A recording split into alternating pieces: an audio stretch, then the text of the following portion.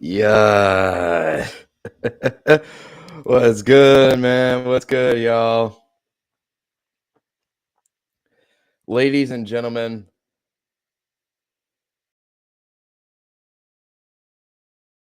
the free agency window is now officially open. And let me share this real quick.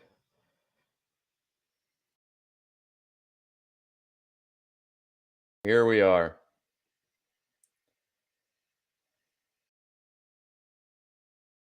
Here we are.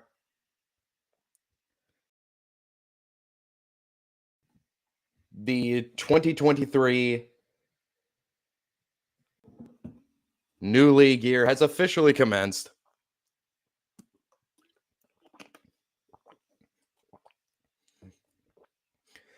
Sorry again, so long.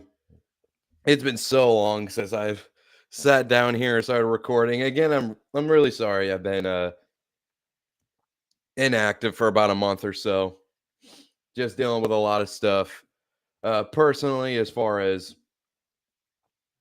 moving goes and or planning on moving, trying to find jobs out of state and so I can move out of state. And it's just been a lot of personal stuff that's been getting in the way. It's been taking my attention that I haven't really found the time to sit down and focus on this. But this was definitely something I wanted to do since I started this channel up, was sit down here, talk about free agency, and react to it with all of y'all. And ladies and gentlemen, it is now 12:03 Eastern Standard Time. The new league year, free agency 2023 tampering period has officially begun. As we reload the page a few more times, already some some big things that have happened. So, as I will move this over here so y'all can see me in full screen. There we go. Anyway, so basically, quite a bit has happened within the last week. And by the way, I will say now that I actually have figured some stuff out in my schedule, and I will be focusing on this more and more, that I will, as a matter of fact, be doing some periodical news break videos throughout the rest of the off season. When a big news story drops, I will, if I'm available, try and sit down and record that and get that out as quickly as possible. Sometimes I will be in work, so it could not be like as immediate as I would like it, but that is something I want to do more frequently now that free agency has officially begun. And also, we have a few more things to talk about as well. Starting with the really the first big news story that kicked all this off. It was the Chicago Bears finally doing what we all knew they were going to do, that they basically made clear that they were going to do ever since the combine was really when rumors started swirling around that they were already down the road of trading the number one overall pick. And earlier, right at the start of the weekend, the Chicago Bears traded the number one overall pick to the Carolina Panthers in exchange.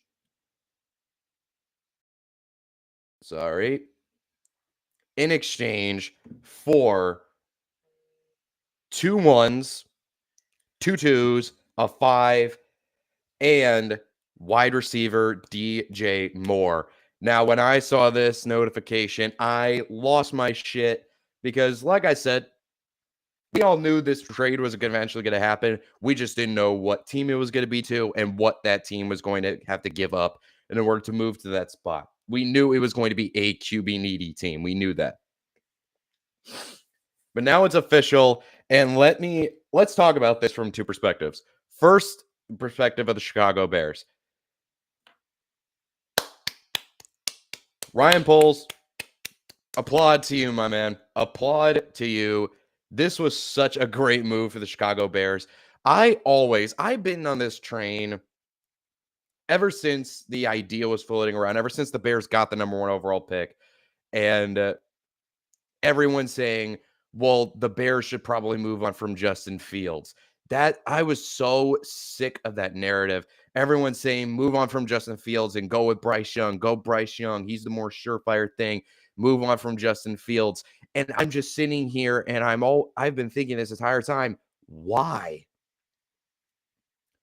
Why? It doesn't make sense in the NFL where we've seen over the past few years the third year leaps of guys like Josh Allen, the third year leaps of guys like Jalen Hurts last year. You know, Josh Allen, when he came out of college out of Wyoming extremely raw, and he developed, and by year 3, he had the Bills one of the premier teams in football. Jalen Hurts, he was raw coming out of Oklahoma. Came out, was not great his first 2 years. Then year 3 came along, developed more, and led his team to a Super Bowl and was in MVP consideration. So it did. And when you're especially considering that by the end of year 2, Justin Fields, in my opinion, was already far along more than Allen and Hurts was in year 2. Where, yes, the Bears were still a bad football team, but Justin Fields was not the reason that they were a bad football team. He was making plays. He had some real excitement around that team and in that fan base for the first time since what, '06? And that's being dead serious? Or 2010 maybe? Because that was the last time they had actually, well, no, because the last time the Bears had real buzz, I'm sorry, was like 2017 when that was the double doink year. And I know Bears fans want to forget that year. But in all seriousness, you're talking about a team that has had no hope around it, especially when you're talking about the quarterback position. And it just never made sense to me of why you would just give up on him year 2 when he's shown something. And if you can develop him more, he can turn into something spectacular that you can build around. And the Bears agreed with me, and thank God they did, because not only did they trade the number 1 pick and get a shit ton of assets in return, but they also got the one thing that everyone's saying you need to get Justin Fields, and that was an elite number 1 wide receiver. Enter DJ Moore. And I know, like, because I saw this tweet where everyone was talking about how bad the Bears' talent is, and then they get DJ Moore. Now all of a sudden, everyone's talking about how deep their core is. Yes, and I'll explain why. Because if you're going into a season with Darnell Mooney or Chase Claypool as your number 1, that's not really the best situation. I like both of them. I like Darnell Mooney. I like Chase Claypool, but I wouldn't rely on them as number 1 guys, considering Darnell Mooney hasn't really shown to be a legit number 1 wide receiver. And Chase Claypool can be, but it's just an effort issue with him. So, yes, but you bring in DJ Moore, who has proven he can be a legit number 1 in this league. You have him at the 1, put Claypool as your number 2, Darnell Mooney in your slot, and you have Cole Kmet at tight end. You have David Montgomery in the backfield. You improve that offensive line a little more, which they had the cap space this year to do so, and now the draft capital to do so. Now, all of a sudden, this offense is looking a little more like this offense is going to be going somewhere. And it really is. It's a great move uh, by the Chicago Bears. Sorry, I'm looking at this real quick. As a matter of fact, let's move this to full screen. Sharing my screen here. We'll move that to full screen just so we can look at this, see everything that's going on.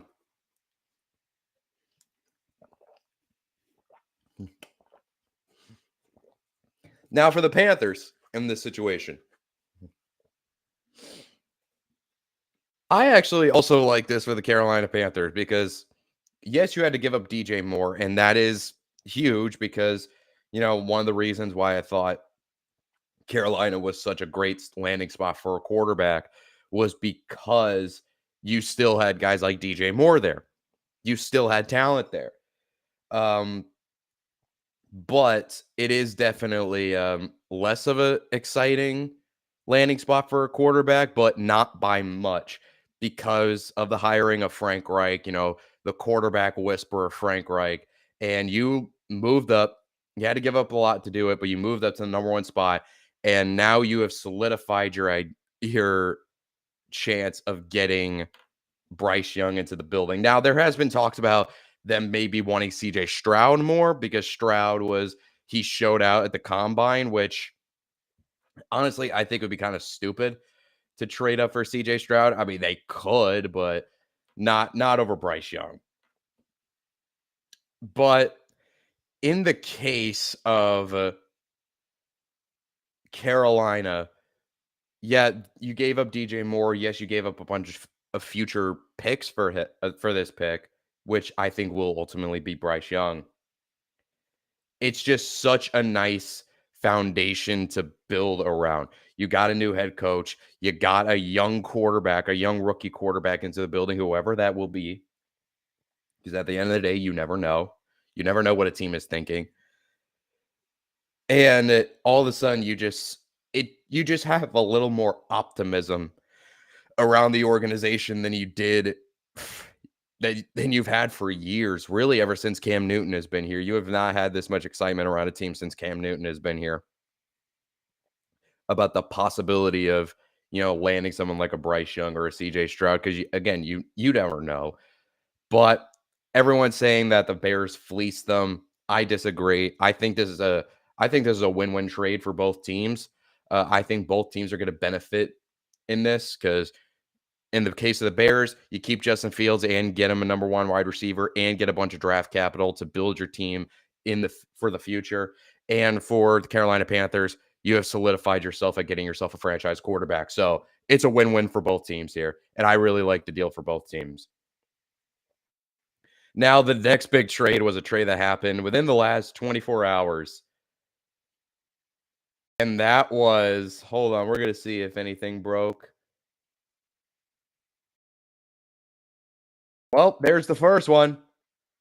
My team's already making moves. My team is already making moves.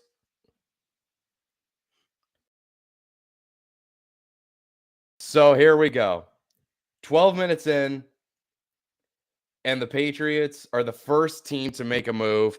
Oh, this is going to be great. If the Patriots are the first team to make a move, this is great. Now, granted, this is re-signing, but the Patriots, per Ian Rappaport, are expected to re-sign corner Jonathan Jones, and that's big.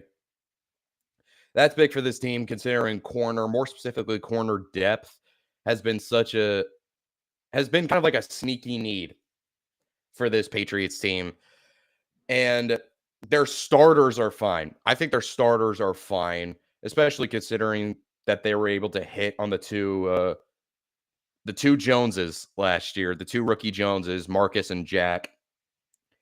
And neither guy is set to be a true number one, though Marcus Jones has proven he can play on the outside, but I think you're more comfortable putting him in the slot because he's a great enough athlete for it.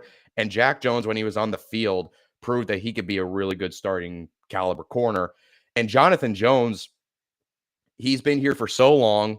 He knows the system. He's with Devin McCourty now retired. I wouldn't be shocked if Jonathan Jones ends up turning into the new leader of the not I don't know why I put quotation marks around that, but the new leader of that defense and the leader of the secondary there, which is now in desperate need of it because Devin McCourty just announced his retirement. So getting someone, a veteran like Jonathan Jones back is huge. And because that was the thing, like people were saying that they could go corner in the first round of the draft this year. And I said, well, we have to see what they do in free agency, more specifically with Jonathan Jones. And here we do. Here we go. Jonathan Jones back for 2 more years in New England. He's up there in age, but having a veteran like him in the locker room is so key considering how young this defense, especially that secondary, truly is. So that's first big move for the day, and it's a big one and one that I really, really like. So my team's already making moves just with that, even before the free agency tampering period, with here we go. We're gonna start from the bottom and then scroll up so we're not missing anything. Here we go. Whoa. Okay, so this is fascinating. Chargers running back Austin Eckler is requesting permission to speak with other teams about a potential trade after preliminary talks with the team aimed at a contract extension did not progress. Okay, so Austin Eckler is on the trade block all of a sudden. And also another one, the Bears are the Bears just signed TJ Edwards on a 3-year deal from Philadelphia. All right, we're already off. We're already starting swinging. But yeah, first of all, we're going to talk about Austin Eckler. We're going to talk about Austin Eckler first. If they weren't able to come to a contract extension, now I've been on the train, as many people have over the years, of don't pay your running backs. You can get a running back whenever you want. It's easy to find a really good running back, but Austin Eckler is just one of those guys where it's just he is the definition of do it all, and he's not just do it all, but he's great at everything he does. He's a really good runner out of the backfield. He's obviously a phenomenal pass catching back. Outside of Christian McCaffrey, he's probably the best receiving back in all of football. But that is shocking. The fact that if he gets traded, I'm curious what that trade package would be. And that would be a huge blow to the Chargers because he's such a key piece of their offense that if they have to give him up because they can't agree to a contract extension,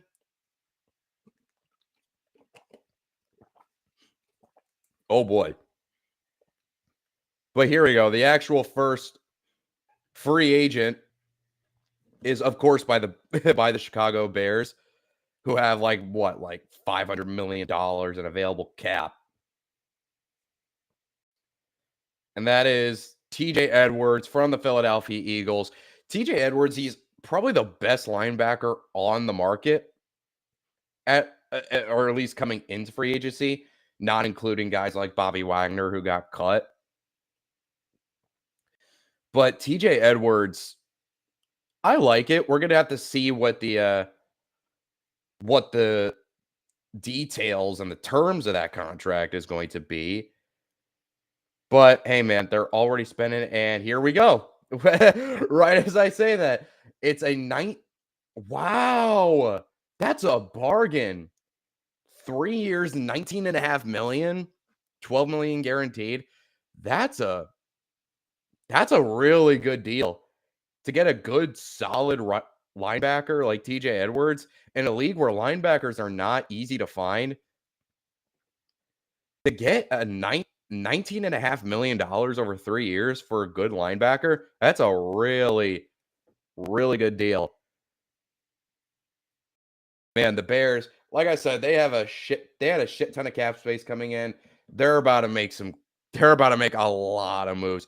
We've seen that over the last 2 years where you just get one team that just spends like crazy. In 2021, it was New England. Last year in 2022, it was the Jaguars.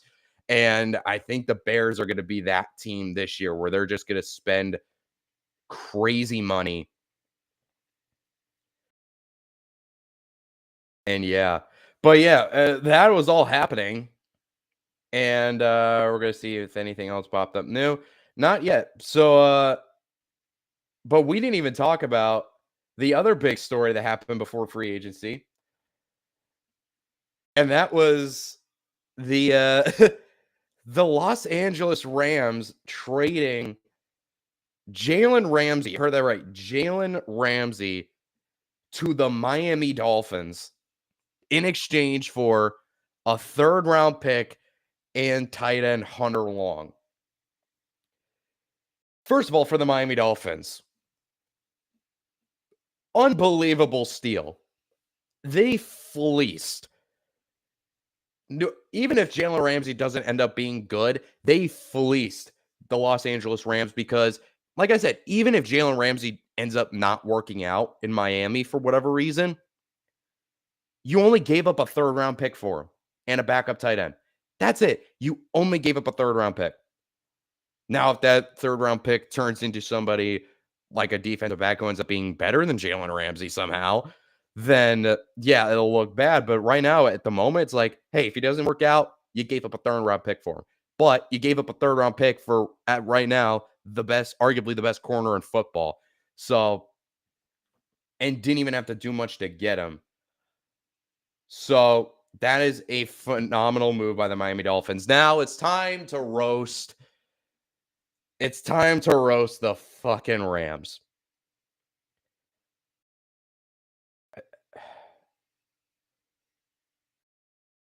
What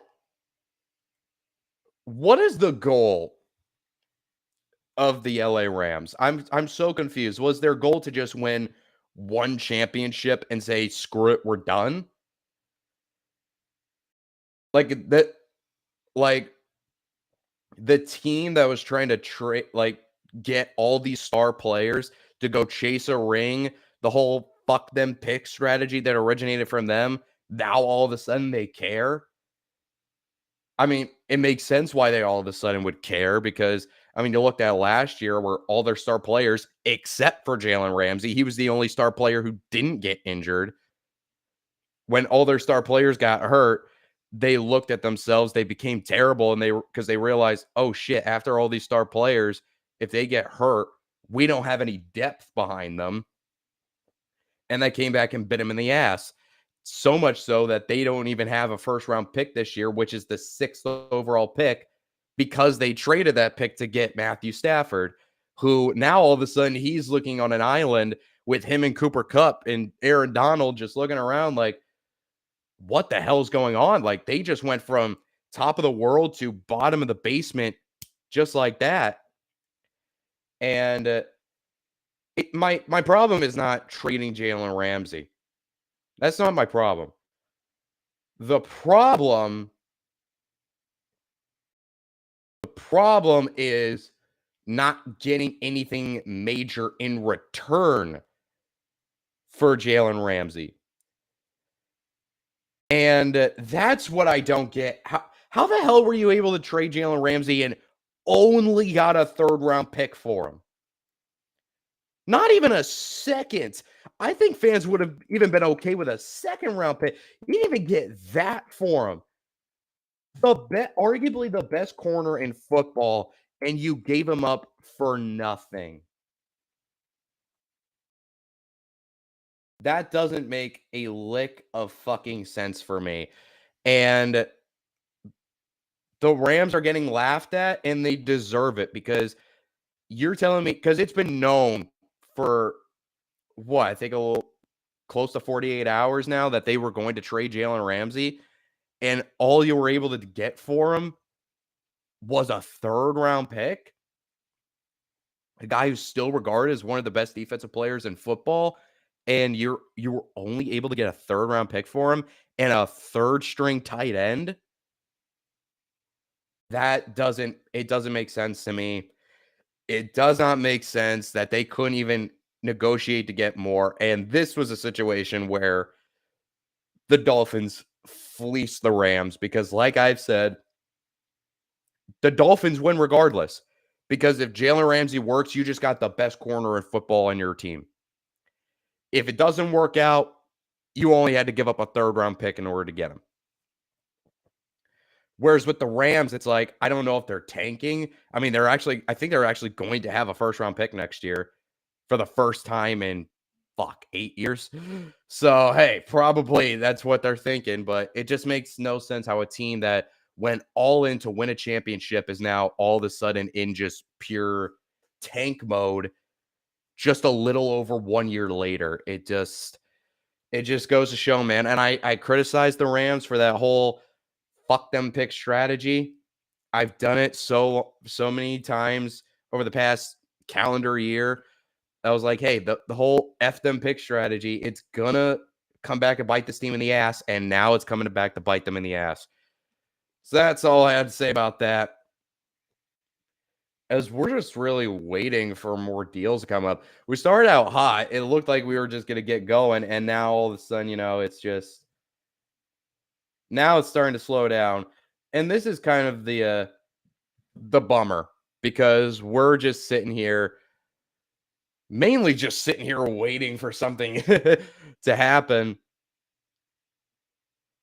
I want to talk about New England more, not just because they're my favorite team, but also because literally a half hour before the tampering period opened, they made another big trade where they traded. Oh, we got an update.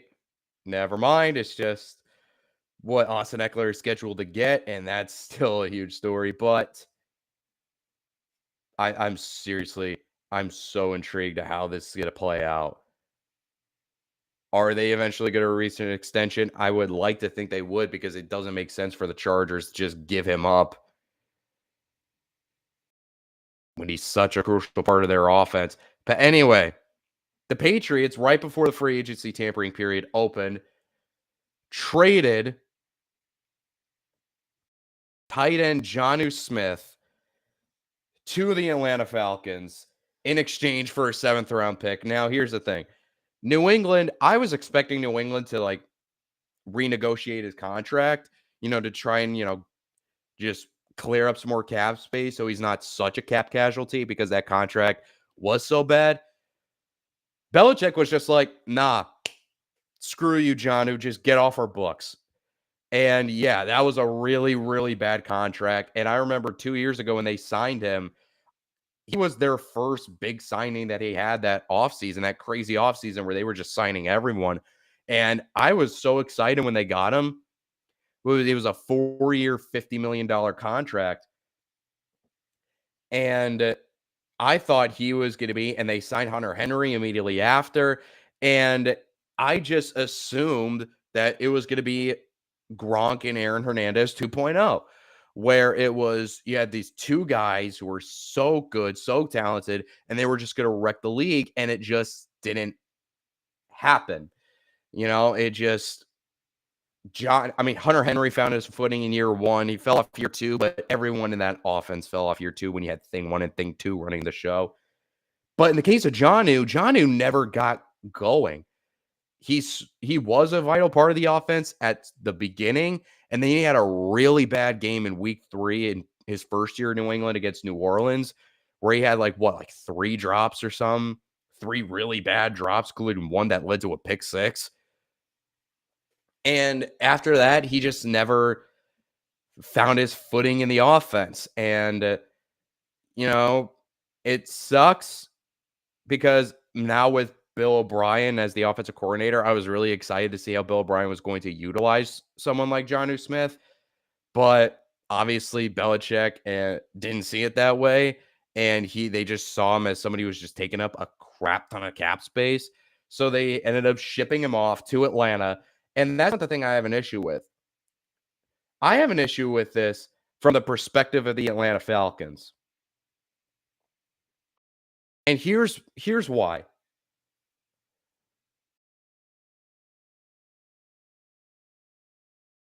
You still have Kyle Pitts. Use him. Use him. Why are you trading for a tight end that has that contract when you have a generational talent at tight end that you spent the 4th overall pick on 2 years ago? That everyone has been screaming at you, hey, you have this guy who is one of the most talented prospects we've ever seen coming out of college. Use him. Why are you not using him? This trade, and I know they only gave up a 7th rounder for him, but my God, why at this point just include Kyle Pitts in the trade package? If you're not going to use Kyle Pitts and you're going to trade someone else who's just a bigger Kyle Pitts, why not just use Kyle Pitts or just convert him to receiver at this point? Like it doesn't make sense to me what they're thinking. Why'd you spend the 4th overall pick on a guy that you're just not using? It does not compute. It doesn't make sense.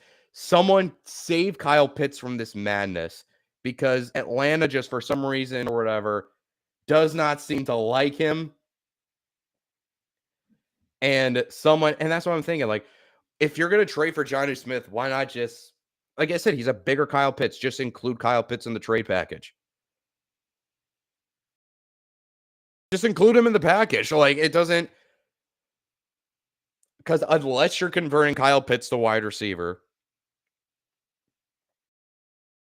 then why? Then that means you either are benching Kyle Pitts and he's not going to be the starting tight end, or you just traded for a tight end that's making what?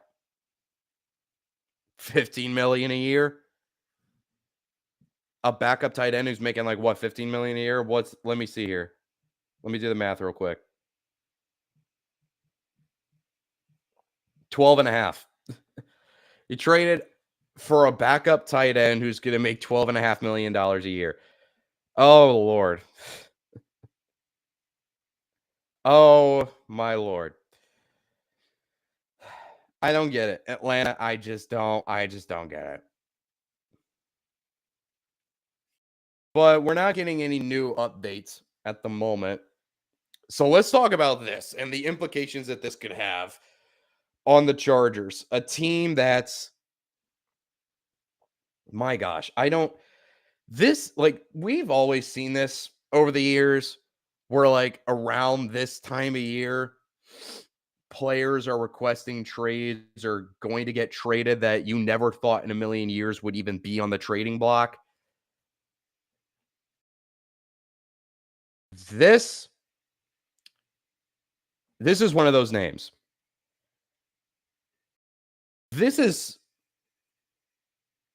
Man, I don't know how the Chargers need to work something out with this because I didn't even know this was a problem. So, Austin Eckler, apparently they've gotten nowhere with contract extension talks.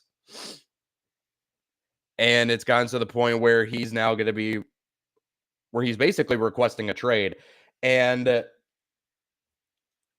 here's the thing, like I've said this earlier, I have been on the train for years where in the modern NFL, do not pay your running backs because good running backs are really easy to find. It's not like linebackers where it's hard to find a really good linebacker. It's running backs, like that's why teams have gone away where you don't see running backs getting picked in the first round anymore. I mean, you're going to see that this year because Bijan Robinson, there we go, is such a beast. But you rarely, if ever, see running backs taken in the first round anymore, unless it's in the back end of the first round with a team that doesn't have a whole lot of needs. That's because teams know you can find guys in the 3rd, 4th, 5th round who can be starting caliber running backs for you. So running backs are seen as interchangeable. This is not one of those instances in my eyes. Austin Eckler is not just a great running back. He's one of the best offensive weapons in football right now. He is a phenomenal player out of the backfield, a phenomenal receiving back out of the backfield. Like outside of Christian McCaffrey, he is the best receiving back in the NFL, not named Christian McCaffrey. And he has been pretty much the offense for the LA Chargers. He's been able to stay healthy, especially considering it's a Chargers team where their top 2 wide receivers have been battling injuries a lot over the past few years, and he has basically been the playmaker for this team, and he's a guy that I don't care what, you need to pay him because you don't find weapons like Austin Eckler like that. Like, you can find running backs, you can find really good running backs whenever you want. You can't find a guy who can do it all the way Austin Eckler can do them all. It's just so hard to find a guy who's good to borderline elite at anything you ask him to do. So, and if he gets traded, I'm curious for 2 things. A, what the trade package for that's gonna look like, and B, where they trade him to is gonna be so critical because, I'm looking at some of these, like, the Bills could be so oh my god, can you imagine Austin Eckler with the Buffalo Bills? The Chicago Bears, I mean, my god, you're talking about him wanting to get a contract extension. The Bears have the cap space for him, and my god, like, people saying the Chiefs, like, he would be a cheat code in New England. Or not New England, Kansas City. I just saw this bottom one, Patriots fit. I could see that, but he could be a really good complement to a Ramondre Stevenson. That'd be a cheat code. Like, he's actually one of those players where it's like you can just trade him anywhere and he's gonna make an immediate huge impact. So it's this nothing is official on this yet. We'll see how it develops, and we're gonna see. Is there anything else? And Jason Kelsey is returned. He is not going into retirement. He's returning to play in Philadelphia. That's huge. Okay, Calais Campbell could return. And that's the reason why. I was about to say, I didn't even know Calais Campbell was a free agent. So, Calais Campbell has been released. They could bring him back, depending on how much cap space they clear up. But yeah, Calais Campbell, a veteran in that locker room. They have released him. Let's see here.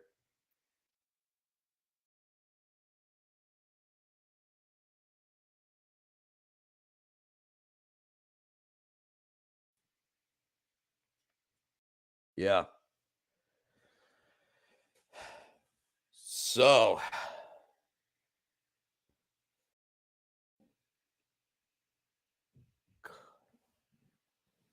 all right. So we have one veteran lineman returning to the fold, returning to his team, and the other getting released. Now, per this one, they said they could bring him back.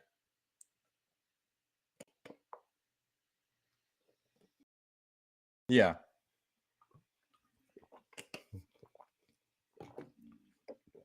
That makes sense.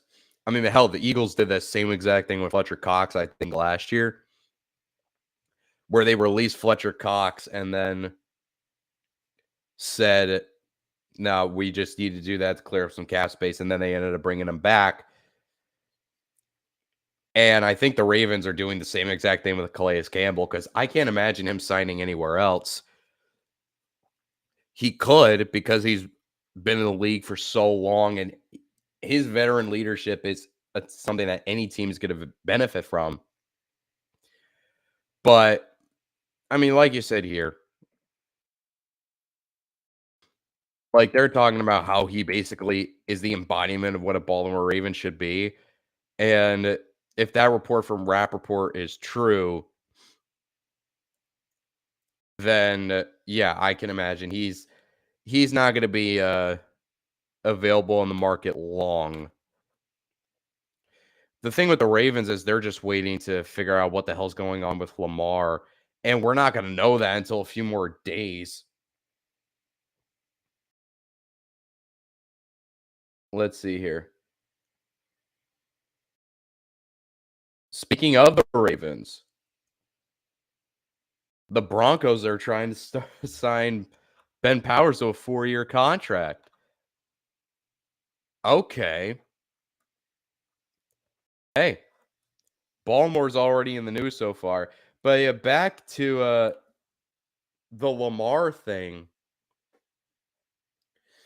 The thing with Lamar is, one, we're not going to be able to get a proper conclusion to that situation until Wednesday, because technically he's already been signed and he's not a free agent. So he can't start negotiating and talking with other teams until Wednesday. So we still got 2 more days until then. And it is a matter of, we just we don't know what's going to happen. And we've seen teams like Atlanta and Miami saying they're not going to pursue him. One, they can't, and two, if they could, and Rich Eisen from the Rich Eisen show brought this up, as far as QB needy teams that might want to go after Lamar. Why would you basically go there to pursue him when the Ravens could easily match his offer? And the team's thinking, why would I basically do their job for them? Give up Lamar a contract. Lamar likes it. And then the Ravens could turn around and be like, oh, that's what you're offering him? Sold. Welcome back, Lamar. Welcome back to Baltimore for 4 or 5 years. So it seems like, so I'm going to try and pursue him while also basically doing the Ravens job for them, which is something that they have not been able to do since they've had a chance to do that for like what, over a year now? They've had a chance to do this for over a year, haven't been able to reach an agreement with him. And now all of a sudden, all it takes is for another team to make an offer for that to finally work. So it makes sense why some QB needy teams wouldn't want to pursue him. But at the end of the day, it could be a situation where, because how much cap space actually do the Ravens have at the moment? Let me look this up real quick. So per over the cap, and they just released Calais Campbell as well.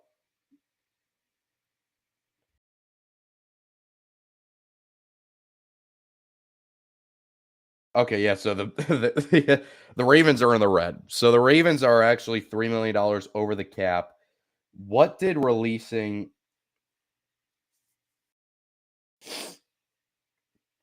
Calais Campbell do for them? Let's just see here. So it brought them back over. So now they'd be a little under 4 million over the cap, or 4 million under, I should say. So, I mean, granted, I shouldn't say like that's a huge thing, because we've seen teams over the past couple of years. New Orleans made this famous of teams kicking the can down the road and just eating the cap for future years. That's why they were able to still sign players to like these big contracts and big contract extensions, despite the fact that they were constantly like 20-30 million dollars over the cap. But it is a situation right now where it's, you don't know what the Ravens are thinking, because Lamar basically, he has control, but the Ravens are really they're the one factor in this situation where they have the full power here. They control the table. Another team doesn't control the table. That's why you're not seeing a lot of teams voice their interest in going after Lamar like they would have if he was an unrestricted free agent. But yeah. And speaking of QB needy teams being held hostage, I think we would be almost reminiscent if we didn't talk about this. And I don't know how long I'm actually going to talk about this, because I think everyone's just sick and fucking tired of it. And that is, of course, ladies and gentlemen, say it with me. What is Aaron Rodgers thinking? Aaron Rodgers, he has basically been holding the Green Bay Packers hostage for the past 2 years now, with these constant, I want to leave, but I don't want to leave. I want to retire, but I don't want to retire. This whole charade he's been playing for the last 2 years. And we think it's over because last year he signs a big contract extension, 4 years. What was it? It was less. It was a contract where he gets paid $50 million a year to stay in Green Bay. Last year, what it started out was considered a down year. They missed the playoffs. Ooh, excuse me.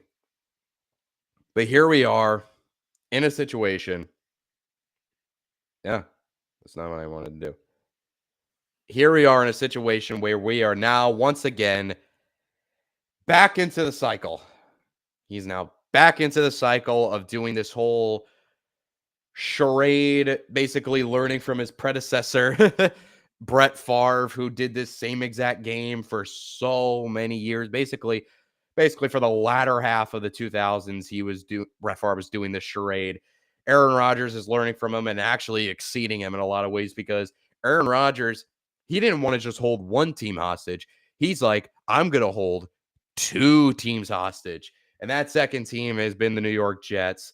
And we've basically just been in this situation for the past 2 weeks or so with Aaron Rodgers saying he's not going to know what he's going to do, claiming he's not going to hold the Packers hostage, then saying he's going to go into a darkness retreat for 4 days, which was a whole fucking story where everyone was like, what's he thinking? He finally comes out and everyone's like, he's emerged. And everyone's saying he said going into it, he was going to make his decision right when he comes out. He comes out of the darkness retreat, still said he has not made up his mind, but he said he's going to go talk to the New York Jets. He's talked to the New York Jets. They took him to dinner in California. They took him to dinner in Malibu. This has been going on for like what, a week and a half, 2 weeks, saying he's going to make his decision on right before the free agency period starts. Well, we're now 48 minutes into the free agency tampering period. And the Jets, as well as the Packers, still have not heard word from Rodgers as to what he's going to do.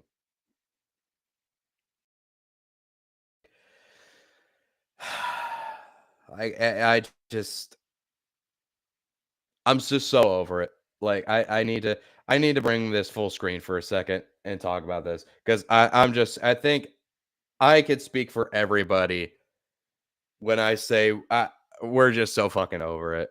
We're so over this whole fucking charade of, is he going to retire? Is he not? Is he going to play somewhere else? Is he going to stay? We're all just done with it because at this point it's been proven. I think at this point it's kind of solidified. And I didn't want to take this. I didn't want to be that hot takey person like they are on ESPN and say like all this crazy shit about what Rodgers might be thinking, what all this stuff, like making a judgment on his character. I didn't want to do that. I don't. But I feel like at this point, I don't have a choice but to say Aaron Rodgers is incredibly fucking selfish in this situation. I, how could I look at the situation? How could I not come to that conclusion? He said from ever since the season ended that he did not want to hold the Packers hostage, and yet he has done exactly that. He has not just held the Packers hostage, he's held the Jets hostage because here's the thing. The Jets is even worse because with the Packers, it's like, hey, if he leaves, he retires, whatever. We have Jordan Love, who we spent a first round pick on, what was it, 3 years ago? We're fine. We can roll with Jordan Love and see what we have in him while he's still on his rookie deal. With the Jets, you're screwed. It almost feels like because now it's like, because you've been promising your fans Aaron Rodgers. That's nothing you've been doing. That's all you've been doing is promising your fan base Aaron Rodgers. We're getting Aaron Rodgers. The deal is almost in place. We're going to get Aaron Rodgers. And if you promise your fans Aaron Rodgers, you can't then come back from the store with Jimmy Garoppolo. Or you could get Lamar. But like I said, the whole problem with Lamar is if you give Lamar an offer and he likes it, the Ravens can then match it and be like, sold, and he's still a Baltimore Raven. Well, so Jets are basically screwed. Mike White, I think, is a free agent as well. The Zach Wilson experience in New York is completely done for. So it just it boggles my mind that this is still going on when this is a story that should have concluded. Like, story should have concluded a week ago. It should have. But yet here we are, and it's getting dragged out when it has no business in being dragged out. Ooh. Let's talk about this for a second. Sources with multiple teams believe the Broncos could trade a wide receiver. Denver has had talks with teams about Cortland Sutton, Jerry Jeudy, and KJ Hamler. Their top three. Wow. Teams say the Broncos are asking high prices, not just dumping, but it's not out of the question one of them gets moved. So they're not in talks with, because like the name that's been, that's interesting. Because the name that's been floating around as far as Broncos receivers that have been in the talks for trading, I should probably move that full screen there. There we go. The thing that everyone's been talking about was everyone was saying Jerry Jeudy was the receiver on the trade market. Like everyone was saying if there was a Broncos receiver that's going to get traded, it was going to be Jerry Jeudy. He's the youngest out of the three. Well, not the youngest, but he's still on his rookie deal. And he has a lot of talent that has yet to be unlocked in Denver, which is the same thing you could say for all three of these guys. So everyone was saying Jerry Jeudy was the guy to be traded, but they're getting calls and receiving calls for all three of those guys, which is huge. So you know they're going to try and get it. It wouldn't be shocking if two of these guys end up getting traded. I wouldn't say two of them, but I wouldn't be shocked if that happens. But that's very interesting. All right, so we have details. It's a 4-year, $52 million contract for Ben Powers to Denver. All righty. So,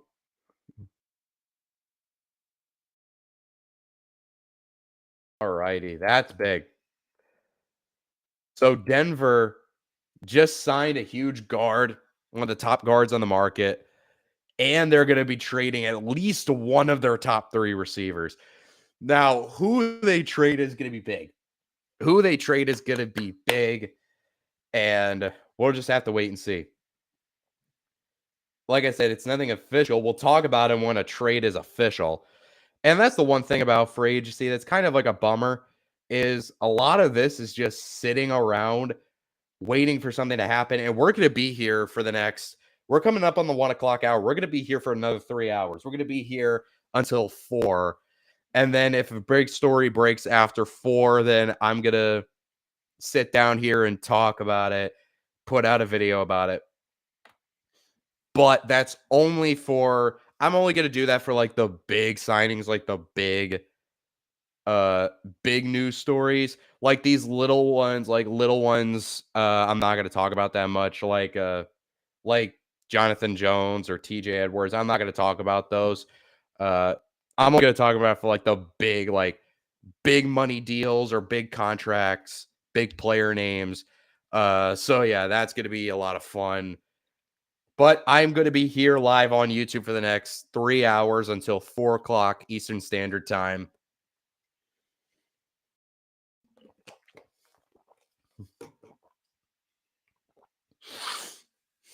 But yeah, man, free agency period. I'm so excited to see how this goes.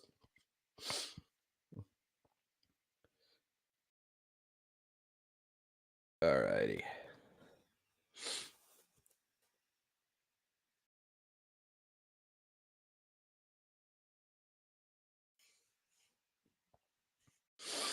Hold on one moment.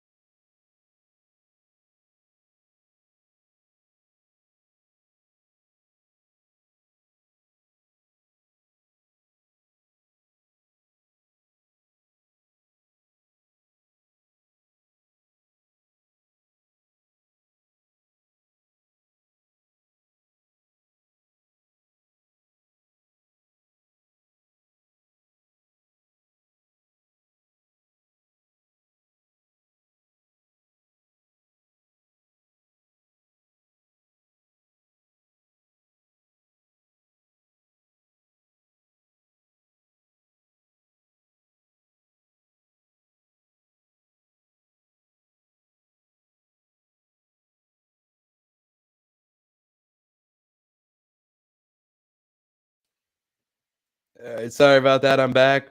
Ladies and gentlemen, Packers fans, I know free agency.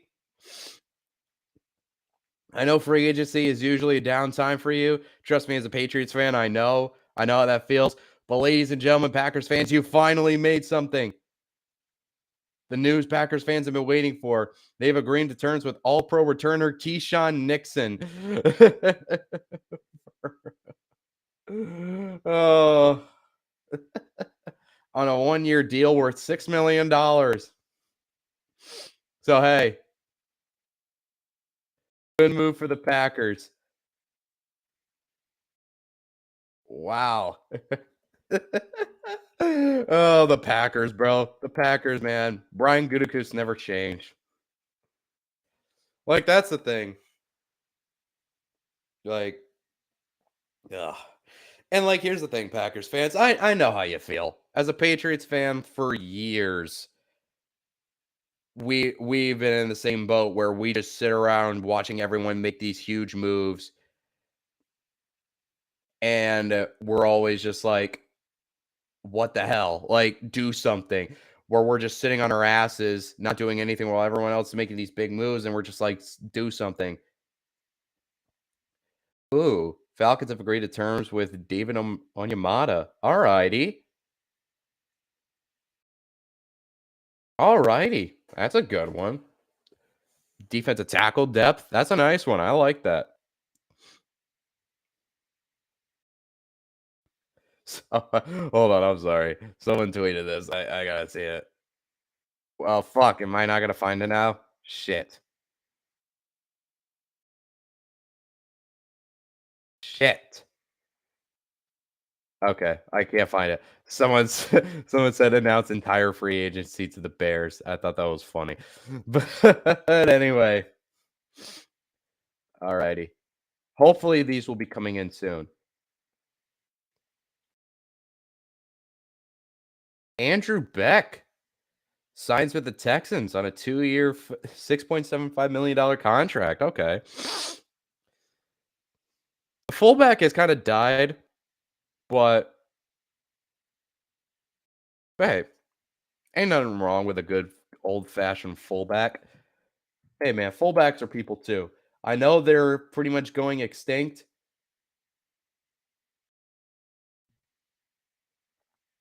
That son of a bitch, he lied. That franchise guy said he wasn't going to be able to do a live stream today of free agency. And I just looked. He said he's going live. The fucker lied. He fucking lied.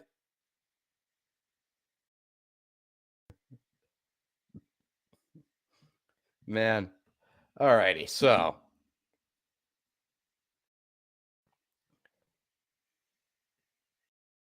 ooh, we just got some more updates, I think. Let's see here. Wow. Hold on. Let's see if we missed anything. No, nothing in there. Oh my god, that's so oh my gosh.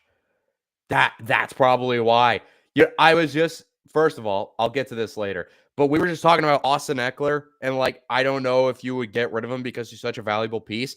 But if the plan is to trade Austin Eckler, because I've been saying you can find great running backs a dime a dozen. If you trade Austin Eckler and replace him with Bijan, if you're able to get him, then it makes all the sense of the world. Will he be as great of a receiving back as Austin Eckler? I'm not sure. But that'd be huge. Now this.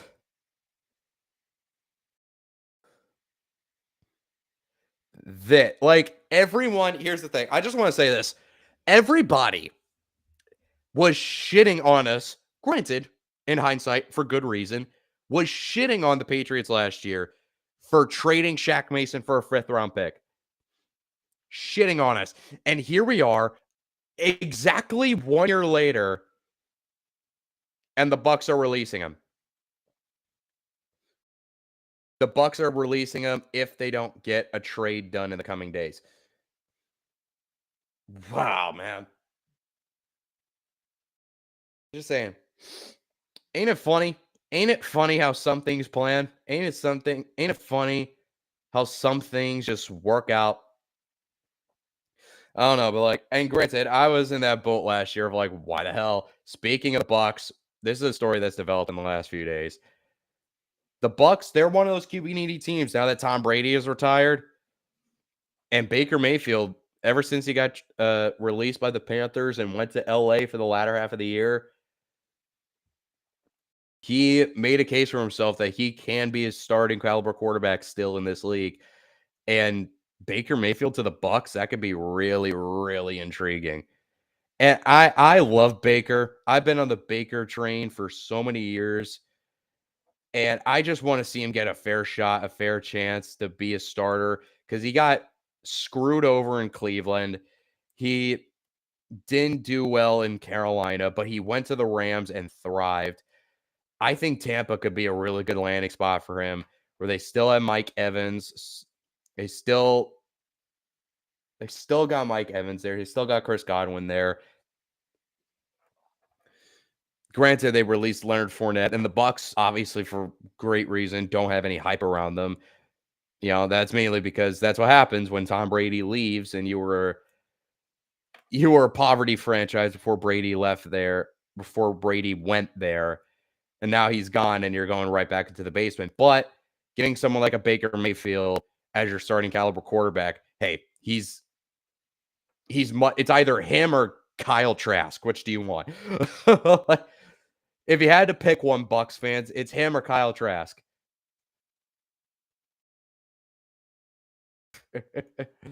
Oh man. Hold on one moment. I gotta go to the bathroom real quick. I'll be right back.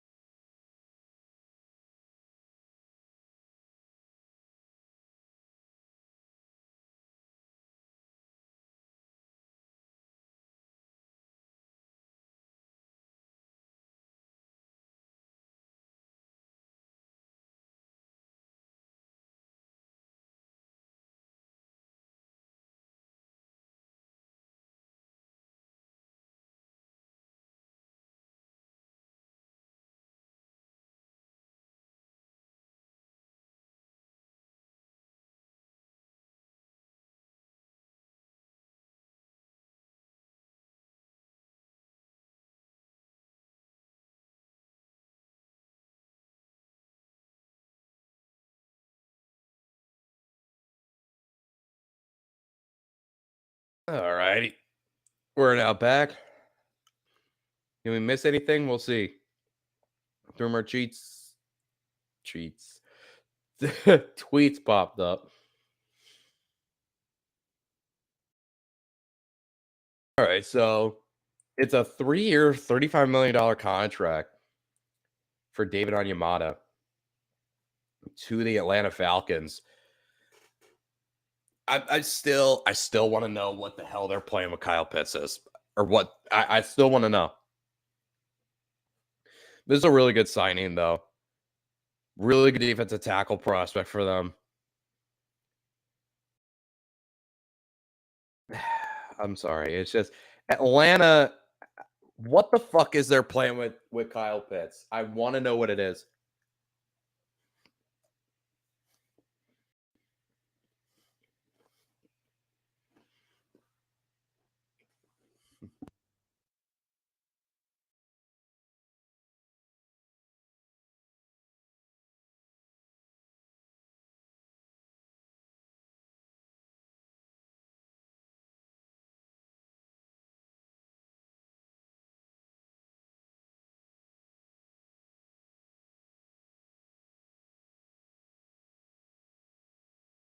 All right, there we go.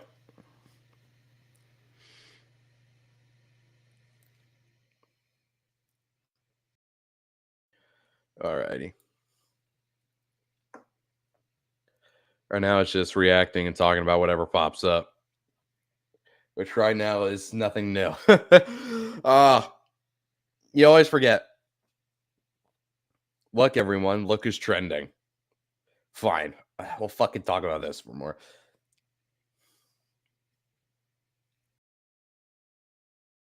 This fucking bastard is doing nothing.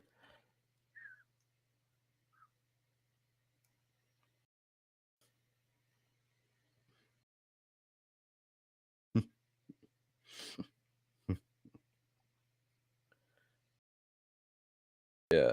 I like that's the thing. Like this I think perfectly sums it up.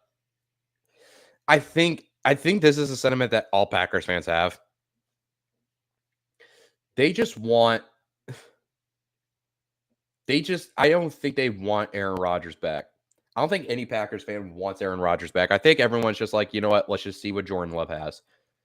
And ooh, former Raiders quarterback Jarrett Stidham is signing a 2-year, $10 million contract with the Broncos. Okay. His little backup there showed a little something in Las Vegas towards the end of the season when Derek Carr was benched, because let's be honest, he was benched. So it's a pretty solid backup to have, honestly. A guy that was in New England for a while as a backup,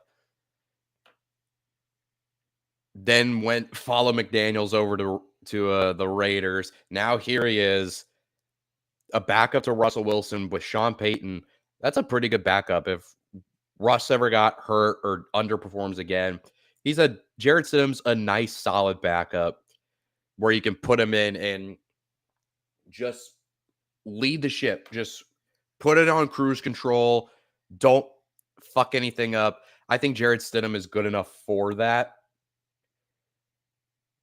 2 years, $10 million. It's not the worst thing in the world. It's $5 million a year. It's nothing too crazy, but all in all, QB battle this summer in Denver. That would be amazing. That if Russ, let's talk about this though. If Russ sucks this year again, if Russ has another bad year and Jarrett Stidham comes in and plays well, I'm just saying. I mean, Jarrett Stidham's not going to be the franchise quarterback of the fucking Denver Broncos. Let's just be real here.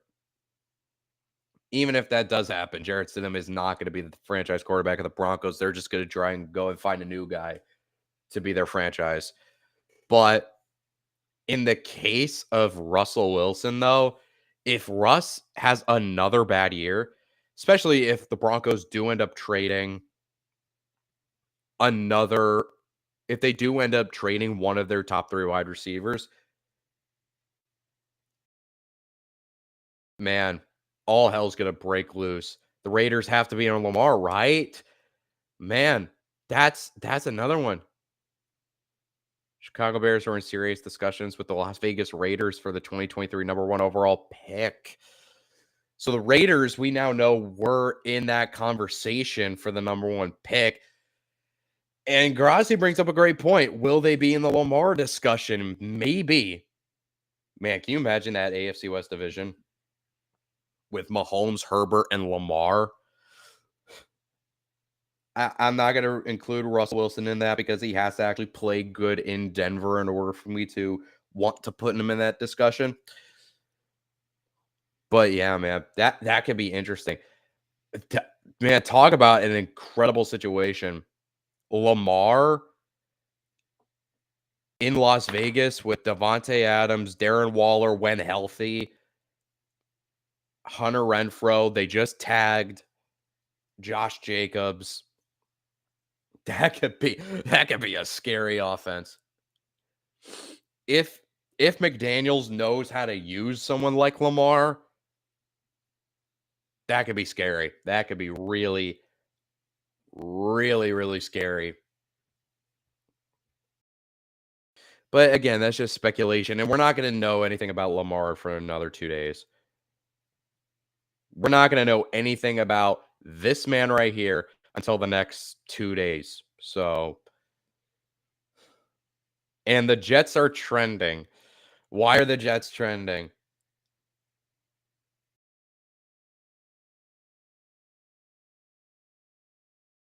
Wait, wait. Probably, honestly. Are we sure? Maybe they've been fooled. Maybe they've been fooled.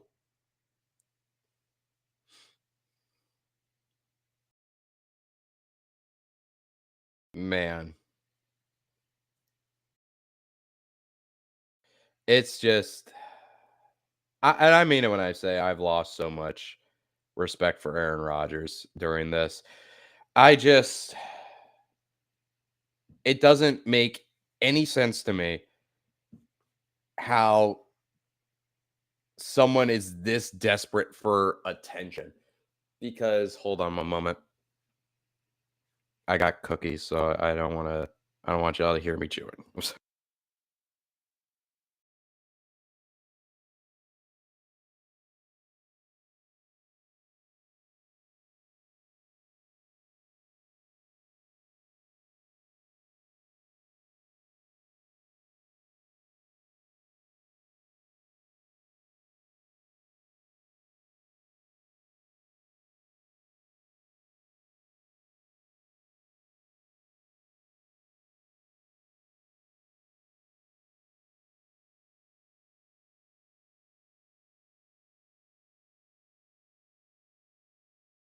Okay.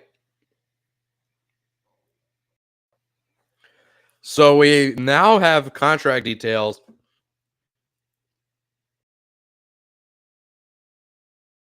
on the first signing of the day, which was the Patriots retaining Jonathan Jones. 2 years, 20 million, 13 million guaranteed. Again, that's not a bad deal. That's not a bad deal.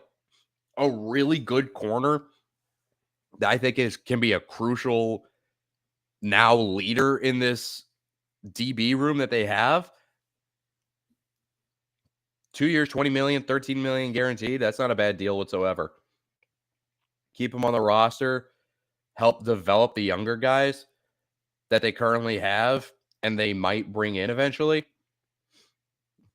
And remember, they can still like they're in desperate need of a free safety right now with uh Devin McCourty retired.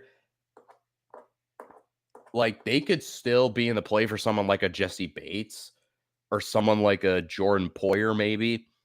Jordan Poyer is probably less likely, but man, it's we'll wait and see, man.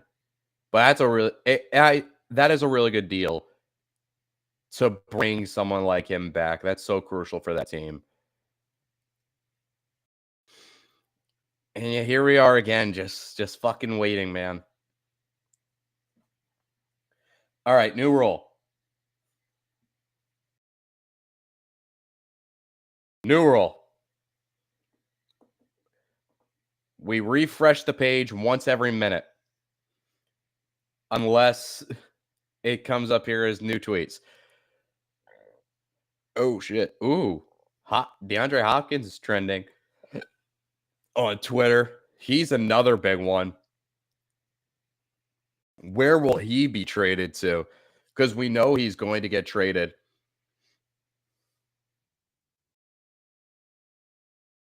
And it's ultimately just a matter of Never mind. It's ultimately just a matter of where he gets traded to. Cowboys fans, when they sign OBJ and Wagner, trade for him. Yeah, I hate to break it to you, bro, but that ain't happening. Ollie. Man, I would be so like, Lord, you can only imagine how fucking ecstatic I would be if this shit fucking happens. John Henderson, play it for me. Oh, Joe, that ain't good enough. Come on, Joe. Ah, thank you, baby. Thank you. I love it. I love it. I love it, man. Oh, I'd be so happy. Like, only Lord knows how fucking happy I would be. Here we go. Finally, something. Commanders are re-signing Danny Johnson to a 2-year deal up to $7 million. Okay. You just guess. Oh my god, that is no. That image is fucking cursed for some reason. Oh my god. Bro's making up fake players. Oh man. Yeah, the Commanders are another team where they also are in desperate need of corner depth or just defensive back depth, period. Oh gosh, I forgot. I forgot. We're gonna mute that. That fucking scared the shit out of me. That scared the fucking shit out of me. I don't know if y'all heard, but wow, that was fucking loud.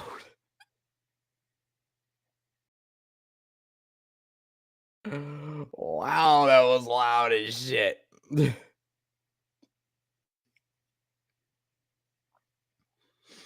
Oh man. Ooh, we got 4 tweets. Some big just happened probably. Whoa, Javon Hargrave. Is that Javon Hargrave?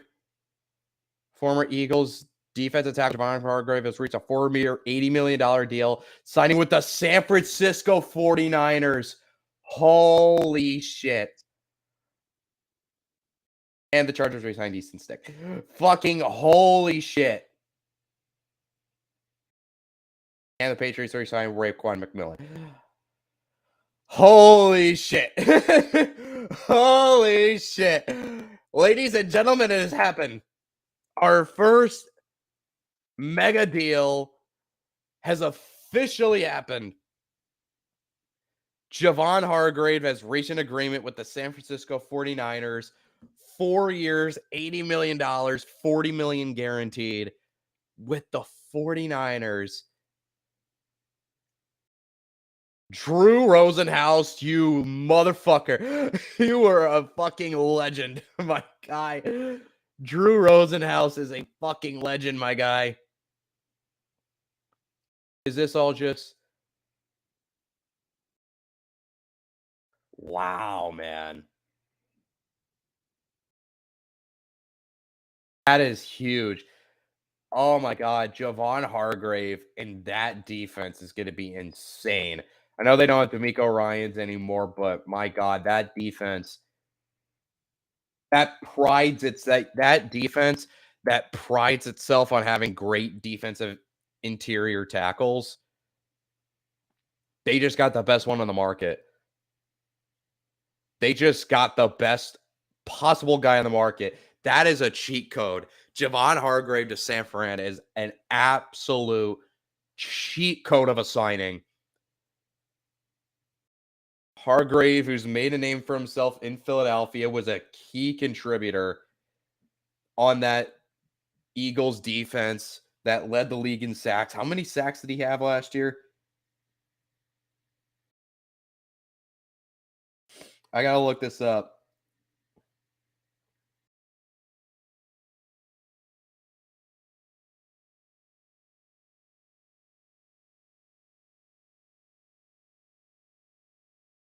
So Javon Hargrave, he ended last year with 11 sacks. He was one of 4 players He was one of 4 players on that Eagles defense that had double-digit sacks. And in San Francisco on defense, wow. And now we're starting to pick things up. Right tackle Mike McGlinchey is expected to sign with the Denver Broncos. Now the Broncos are making moves all of a sudden. They're planning on trading a wide receiver.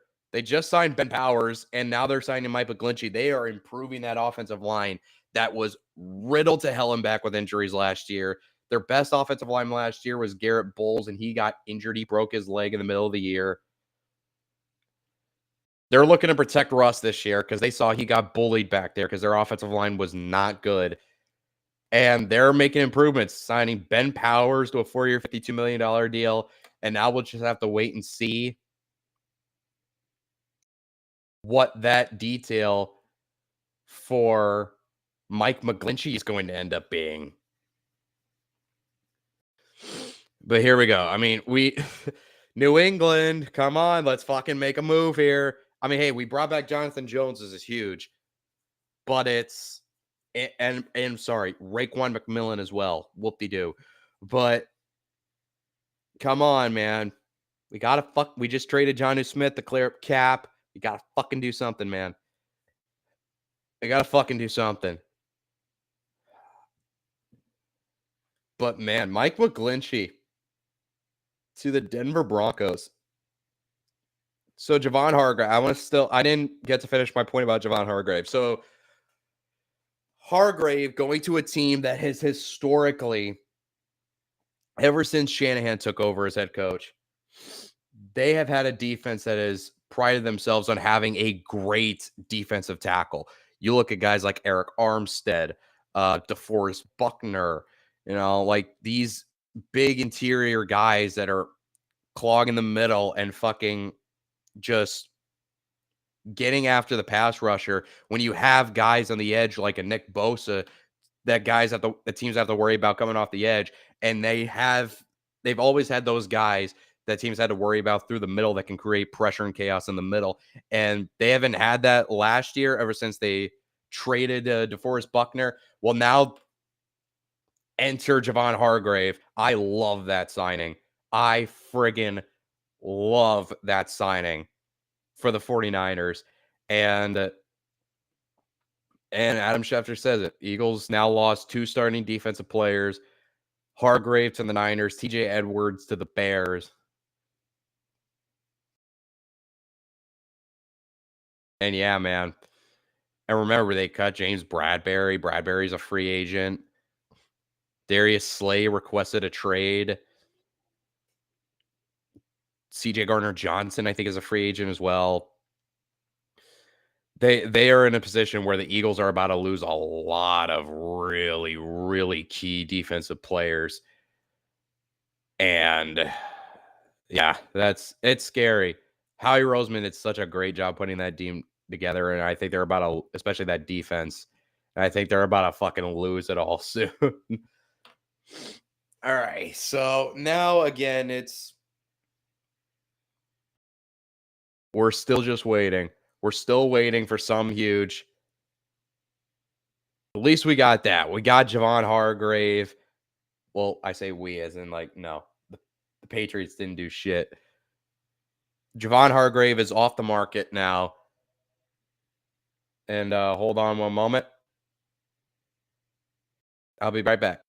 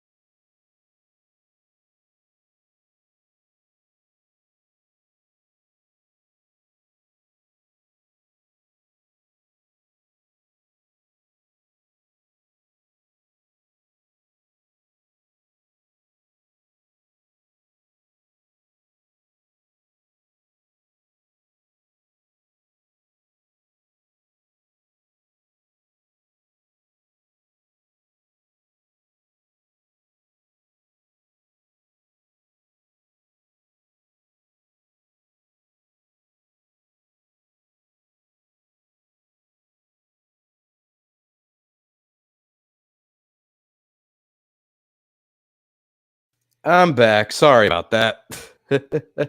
So sorry about that. Anyway,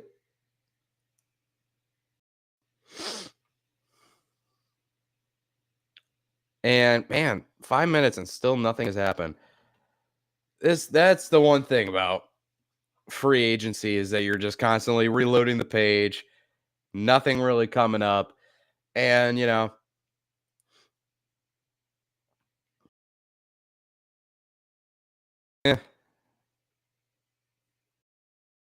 really is just a matter of sitting and waiting.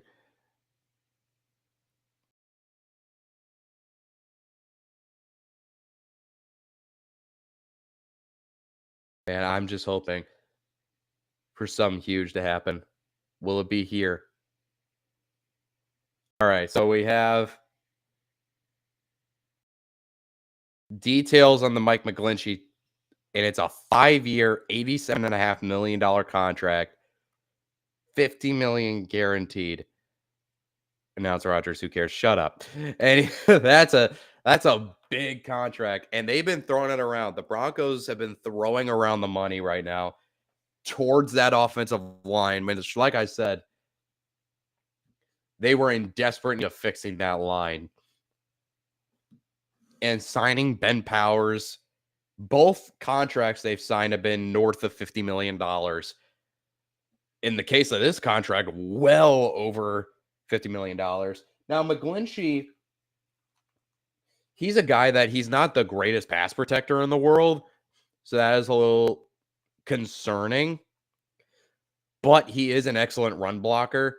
So, and that's a team that Javonte Williams, he wasn't playing much of last year because he blew out his knee. But when he's playing, he's an excellent running back. So that's going to really help out the running game.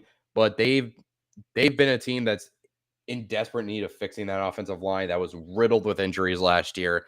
And now all of a sudden you're going to get Garrett Bowles back healthy. You sign Ben Powers. Now you sign Mike McGlinchey. All of a sudden that line is looking a lot stronger. And Russell Wilson is going to be able to at least stay upright. So that's going to be nice. That should be nice. Now it's like, oh, something happened. We got 5. Something happened. Damn it. It's just people reacting to it. No, I got so excited. Former Giants offensive lineman Nick Gates, who broke his fibula in a game against Washington, 2021 battles way back, is headed to Washington. Hey, how about that? Good for him, man. Good for him, bro. Gates have agreed on a 3-year deal with the Commanders. Hey, good for him, man. All righty. So,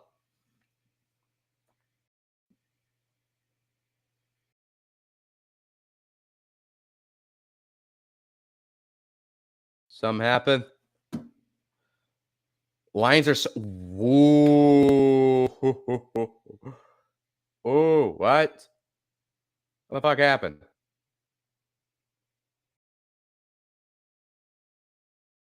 Did he delete the tweet?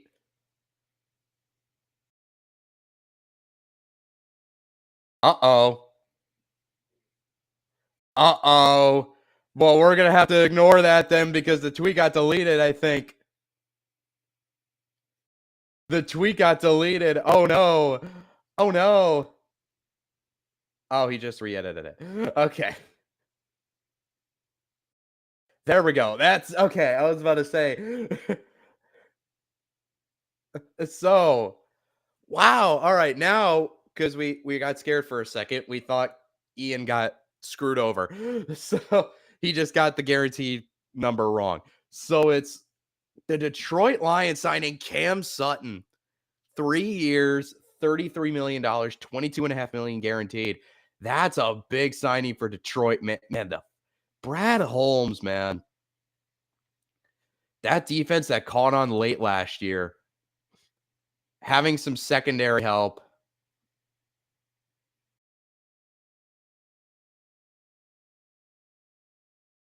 Man, I'm sorry. I got distracted for a second. Anyway, Lions signing Cam Sutton. That's huge.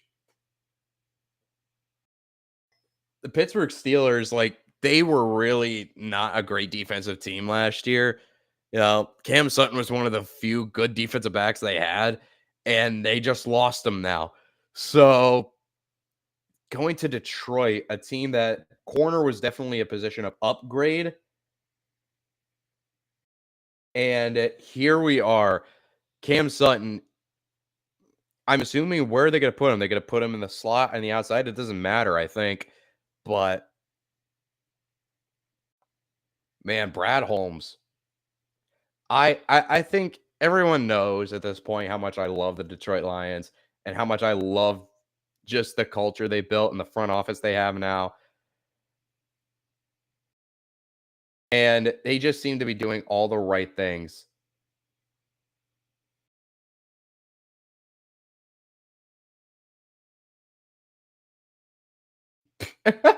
Wow. Wow.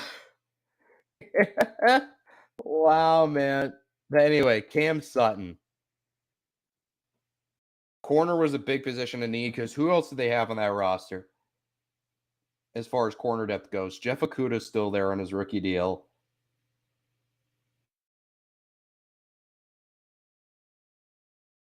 Hold on one moment.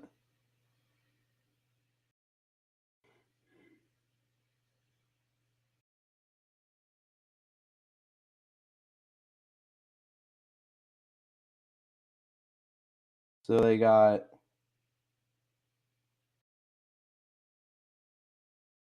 so for corners, who do they have at corner depth? I'm looking at right now.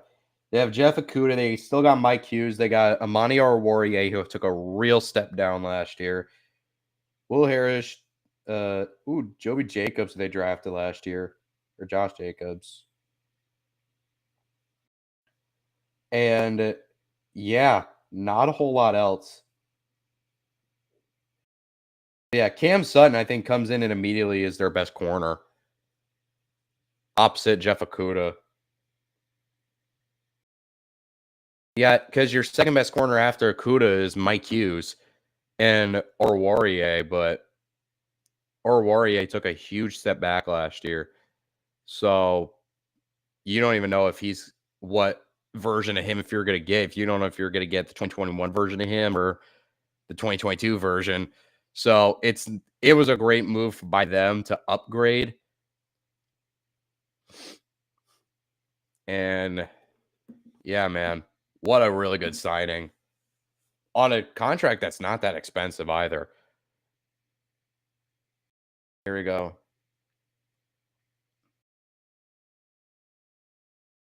And now we are back to the waiting game.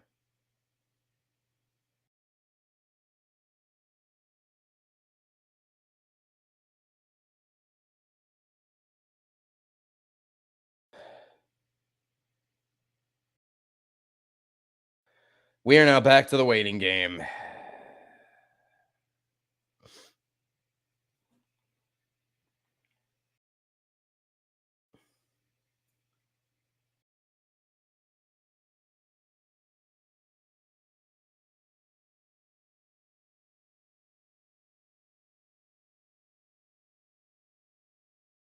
Okay. Ooh, Jesse Bates is trending. God, I would love to sign Jesse Bates so fucking badly.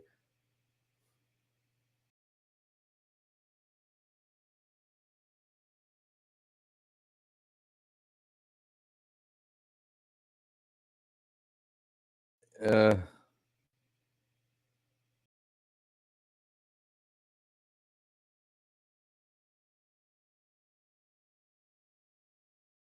well, that's a fucking whoever you are, you're an asshole. Whoever you are, you're an asshole. And let's go. Ooh, Shy Tuttle has reached an agreement on the Panthers on a 3-year deal, $19.5 million. Another Drew Rosenhaus client, man. Man, Drew Rosenhaus, bro. He fucking knows his way, man. Wait, what is this one? Per Adam Schefter and Rappaport, my wife has requested a blockbuster trade that will be disclosed in the coming hours. This will include a D transfer as well as a 50-50 asset split per sources. It also appears she will get full custody of the kids due to my alcoholics.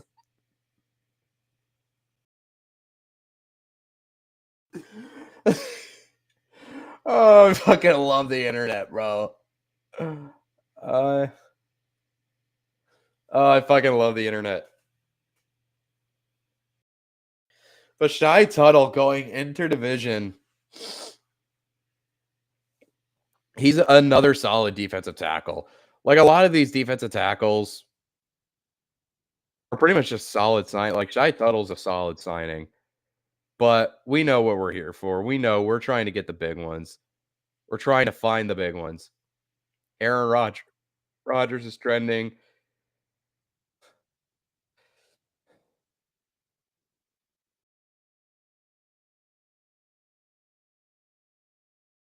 Man, fucking you fuckers.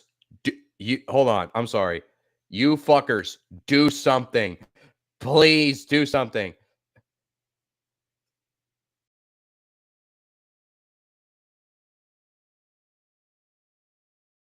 Okay. There we go. Hopefully. Do something, please. Anyway.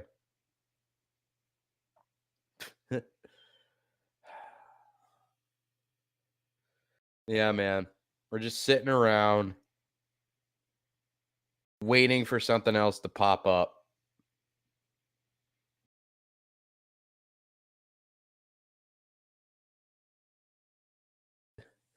They keep showing this.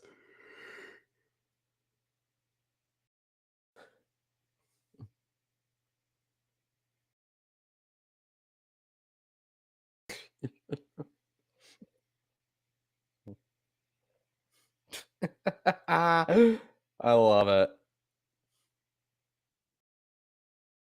I fucking love it, man.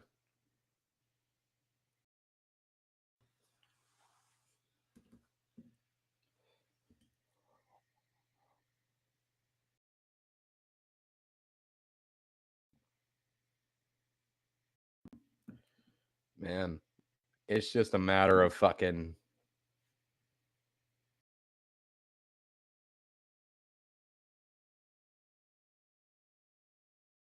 Wow. Bosa, Javon, and Eric. Damn. Yeah. Micah, I agree. Micah, I agree. It's ridiculous. Now, the thing with all these free agent signings is that it's not a guarantee that the players are going to be great when they go to a new spot. But if this hits, if the Niners hit on this, that's going to be fucking rough. On a defensive line that was already damn near impossible to fucking cover not cover, damn near impossible to block as it was. Getting Javon Hargrave, it just makes it even more unfair.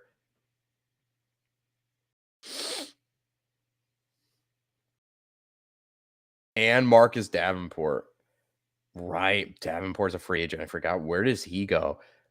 They already lost where the fuck is Marcus Davenport going to land? That'd be so fucking fascinating to see where he goes.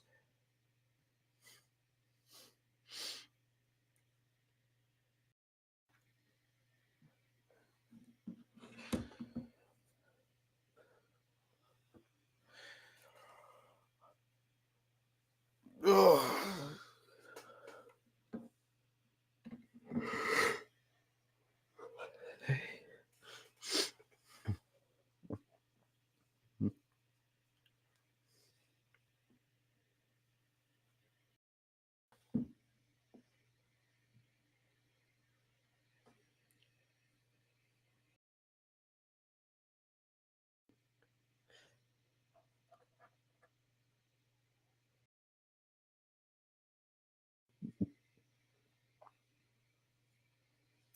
Hold on.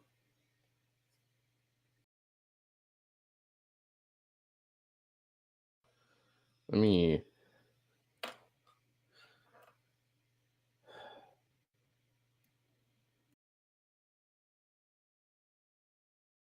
As a matter of fact, let me there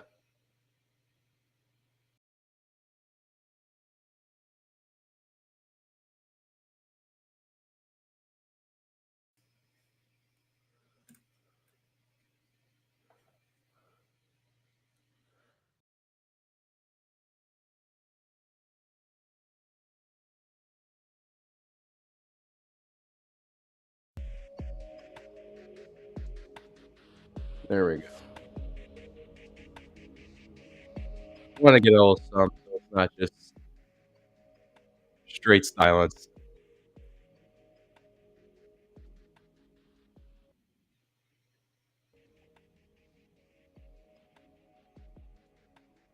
There we go. Just so we got a little something going, so it's not just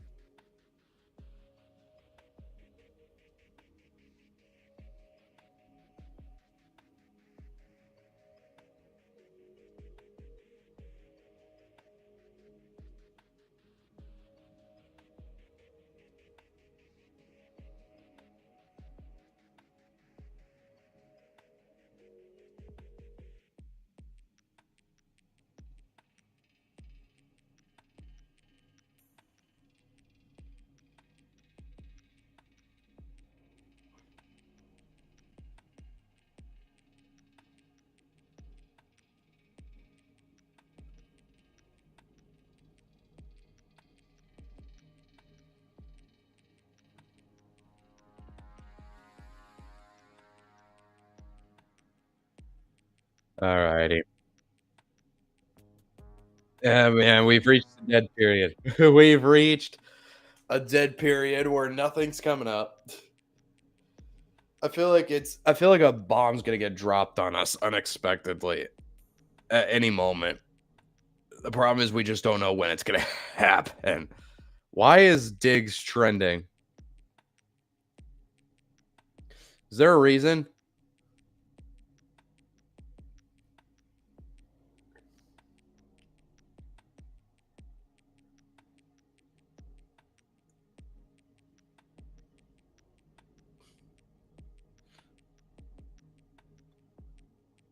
Is Stefan Diggs on the trade market all of a sudden? Because, like,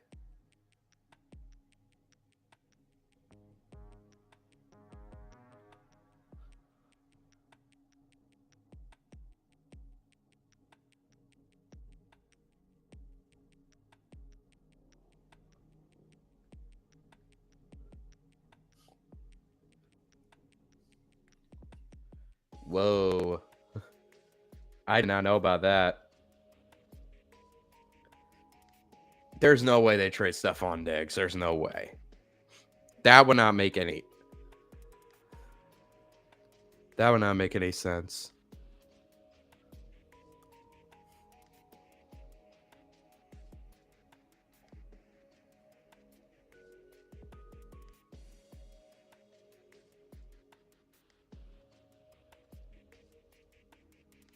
So again, we're just sitting here, chilling out, waiting for some fucking news to drop, and nothing's fucking dropping. Ugh.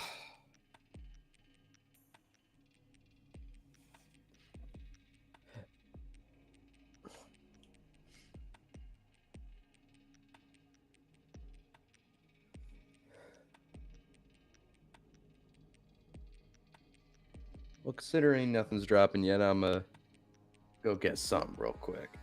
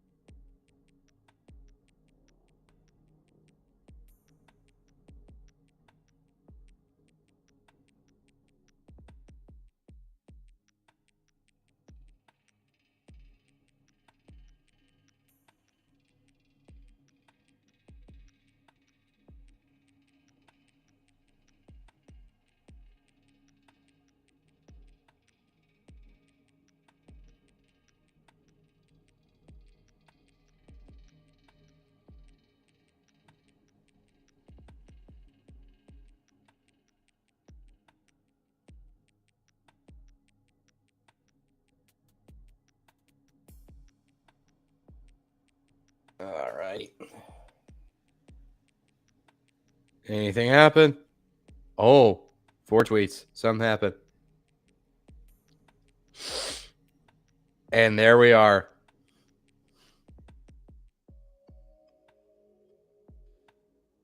Jimmy G.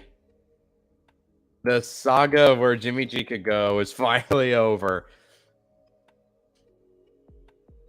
Jimmy Garoppolo has reunited with his offensive coordinator that was there when he got drafted by the New England Patriots back in 2014. And it looks like he is about to be a Las Vegas Raider. And he's going to be their quarterback, barring them drafting a I mean, they're going to draft a guy because I can't imagine they're just going to sign Jimmy Garoppolo and then not do anything else as far as the position goes, as far as in the draft. But man, Jimmy Garoppolo to the Raiders, and it looks like it's about to be official. We've been waiting. We've seen this quarterback carousel do some crazy things before.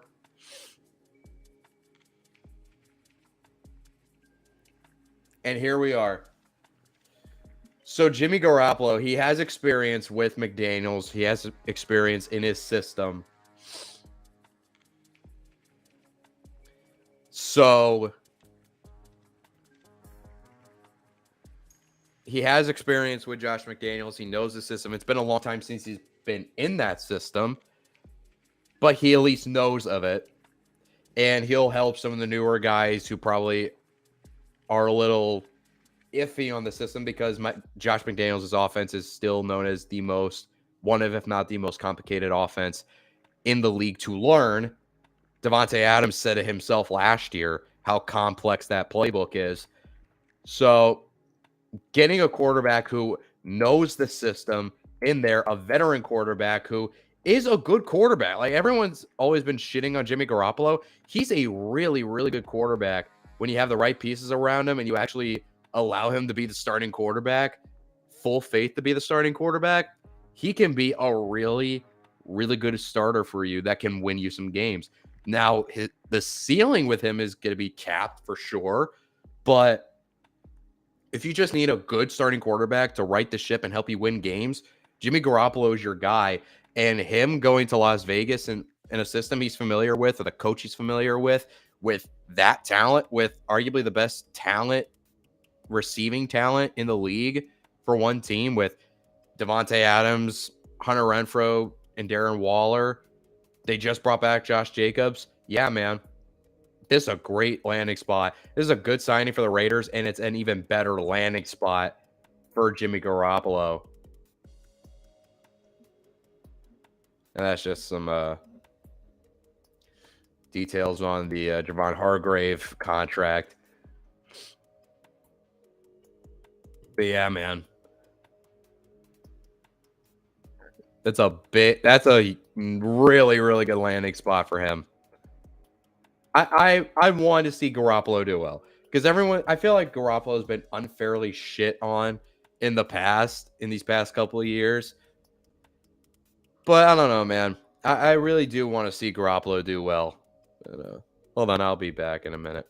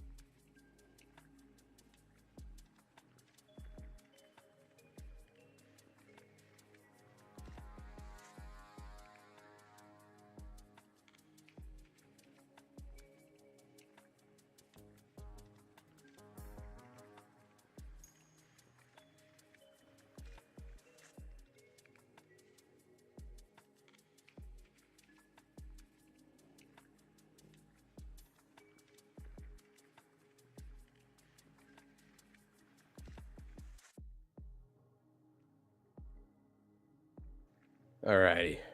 Sorry about that. We're back. Ooh, is this just about Jimmy Garoppolo?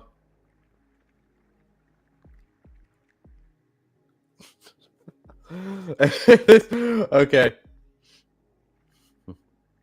Sources report that Aaron Rodgers woke up, took a piss at 4 a.m. Color of it was deep yellow, signifying that Rodgers wishes to remain. Oh, I fucking love urinating tree, bro. I fucking love that shit. That's so fucking amazing. Oh, but yes, the contract details. Raiders are giving former Niners quarterback Jimmy Garoppolo a 3-year deal. A lot of 3-year contracts worth $67.5 million, $34 million of that guaranteed. That's a really good deal. For a good quarterback and Jimmy Garoppolo in the market we have, that's a really good deal. Which means I think they're actually content with fucking just riding with Garoppolo as their starter, I think. But yeah, that's a really, really good deal for Jimmy Garoppolo to get, especially considering the hype around him has died down significantly ever since he lost in the Super Bowl a few years ago. But so for him to get that deal is amazing. And that's a really good deal for the Raiders. Like I said, are a QB needy team after releasing Derek Carr. And yeah, man. I think this is a great landing spot for Jimmy Garoppolo. And I think this is a good spot for him to succeed. And this contract, to me, tells me that they view him as a potential starter for the next 3 years, unless they draft a quarterback in the first round, let him sit and develop. Could they maybe even try and go after someone like an Anthony Richardson? Maybe, if he doesn't go to Detroit for whatever reason. But like Anthony Richardson, maybe even a Will Levis, though Will Levis is more of a guy who's ready to start now. But yeah, man, the Raiders, I think that this is a move that shows if they don't get a quarterback in the draft, they at least have this to fall back on. So it's a good situation to be in if you're the Raiders, in my opinion.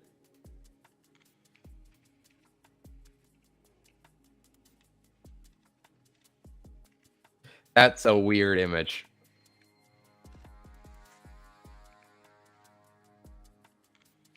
That's a weird image. We'll have to see what he actually looks like, but that's a weird looking image for some reason. And that for some reason just doesn't look good. I don't know why. Like,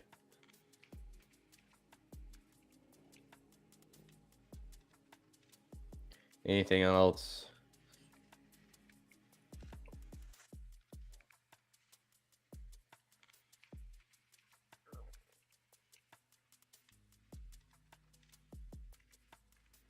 Yeah, that like he said, like Brett says it perfectly. The Raiders both acknowledge they can't beat the Colts to Richardson, and they also don't want Will Levis. Yeah, that's basically what it is.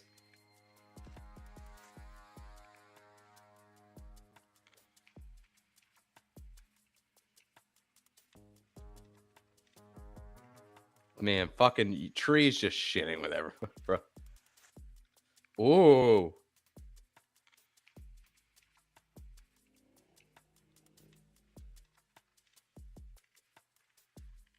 Connor McGovern to the Bills. All righty. So the Bills have agreed to term guard Connor McGovern on a 3-year deal, $23 million deal. The former third-round pick of the Cowboys heading to Buffalo. Nice. Again, the Bills are a team that they needed to improve their offensive line. And was it? That's a really cheap deal. A lot of 3-year contracts teams are giving out. And ladies and gentlemen, Mike White is off the market. Man. And that's the crazy thing. And he kind of alludes to it. Mike White signs a 2-year deal worth up to $16 million with the Miami Dolphins. A team that's been in the rumor to try and lure Tom Brady out of retirement. Maybe it was in the Lamar Jackson sweepstakes potentially. Has signed Mike White to a 2-year contract. And the crazy thing is, depending on what happens to Tua, he might end up starting a significant amount of games next year for the Miami Dolphins. He could realistically do so. Be Mike White going in the division. Oh, yep, that's just confirming it.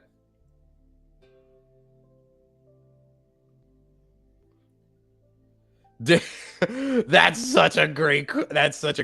I need to retweet that.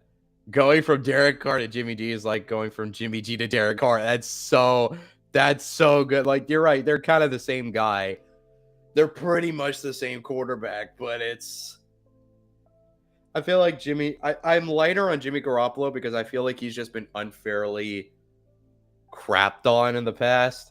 But yeah, anyway, with Mike White, like I said, he's probably going to end up starting a significant amount of games for the Dolphins next year, depending on what is going to happen with Tua. So, yeah, man. So it's a good signing for the most part. God damn it, I fooled myself. That's just... Wow. Miami Dolphins. So, again, the Dolphins are another team where it's just kind of like... Hold on one moment. There it is.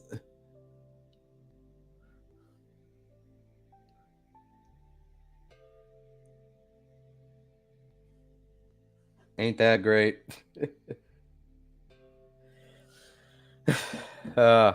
So it's a 2-year deal, and it's like, get their backup for Tua, or maybe even their future starter. Like he says, getting their backup for Tua, which he will be, but he could potentially turn into their starter if Tua doesn't die, which unfortunately is like a really strong chance of that happening, unfortunately. But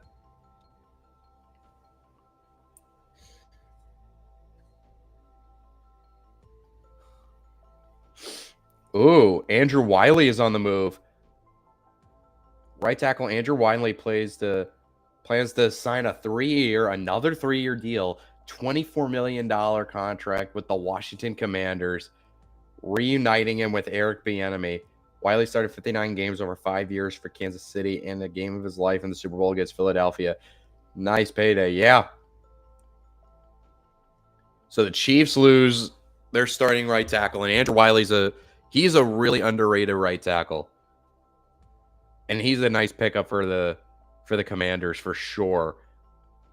But yeah, another guy where it's like he's familiar with Bieniemy's blocking scheme. So that's a really nice signing. But man, we all know we're looking for the big ones. We're looking for the big ones. I want another bomb dropped on us. I want a bomb dropped on us.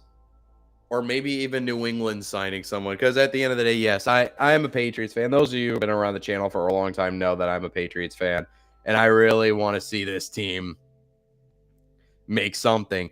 It gave my hopes up. The fucking assholes gave my hopes up by signing Jonathan Jones, re-signing Jonathan Jones, thinking like, oh yeah, we're going to start making some moves. And then just... That was at noon, right when the fucking tampering period started, and it's been 2 hours since then, and we have not done a goddamn thing since, outside of re-sign Raekwon McMillan to a 1-year deal, which, what they fucking do, and trade Jonnu Smith beforehand, which was also a big move, but not as big considering we only got a 7th for him. I mean, I'm not one. I know Belichick is not one to really give a shit about true draft capital for whatever fucking reason. But then again, what were you going to get for Jonnu Smith? You weren't really going to get jack shit for Johnny Smith. Not considering the fact that he hasn't done jack shit for them since they signed him to that big contract 2 years ago.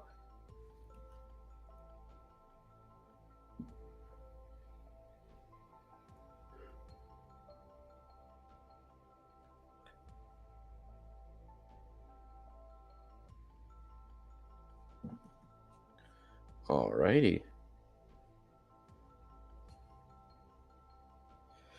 But yeah, ladies and gentlemen, we've now officially hit the 2-hour mark since the free agency tampering period has commenced. And now it's just a matter of waiting to see what else happens. That's really all it is.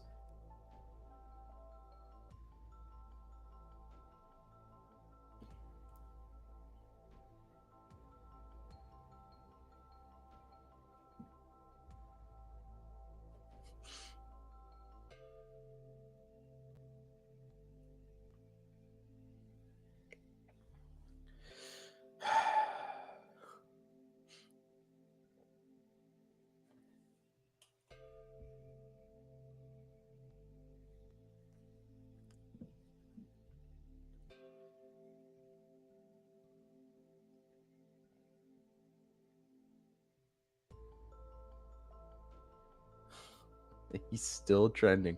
Aaron Rodgers is still fucking trending. This is... I don't even know why I'm still giving him attention.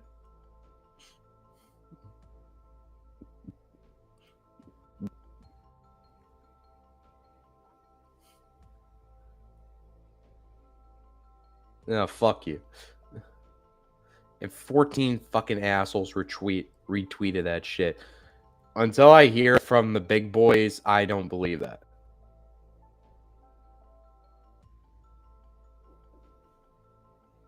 Okay. So the Texans are expected to sign former Patriots and Browns pass rusher Chase Winovich. Nick Caserio getting himself another former Patriot into the building. Makes sense.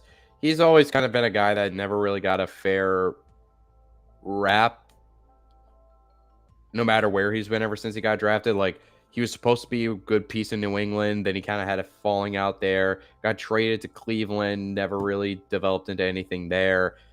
And now he is back. Nick Caserio, obviously, the GM of the Texans, who came from New England. So he should be a good piece. He's a good veteran piece to have there.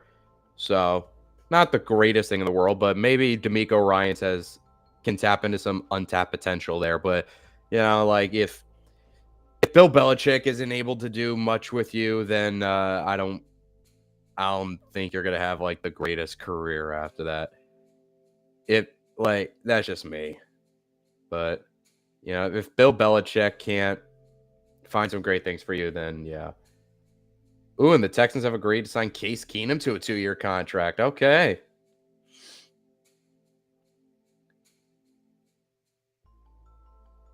So, Case Keenum, he's going to be the backup to whoever they draft at 2. It's going to be a quarterback, which is probably most likely going to be CJ Stroud. Like, that's basically it. Like, the Texans are basically going to get CJ Stroud, unless they somehow manage to get Bryce Young because Carolina fell in love with Stroud for some weird reason.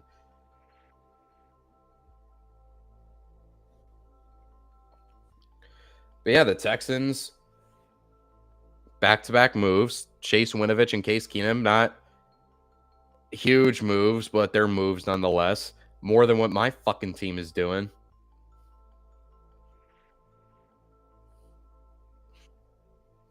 Man, I just wish it could be 2021 again, where it was like every fucking year, like every 10 minutes or so, it was New England just signed somebody. I want it to be like that so bad, but I know it's probably fucking not because Belichick is Belichick and he's a GM that doesn't make goddamn sense.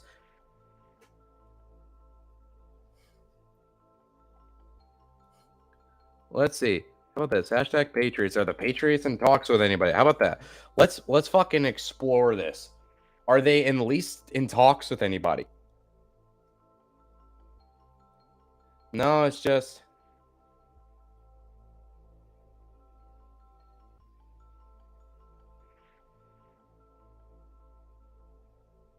Yeah, I'm with you. Until Schefter tweets that shit, I don't fucking buy it.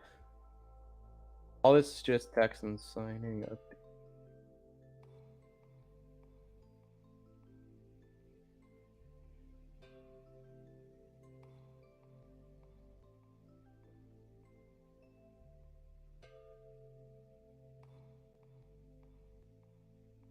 Man. Nothing. Just nothing. Not even like they're in talks with anybody potentially.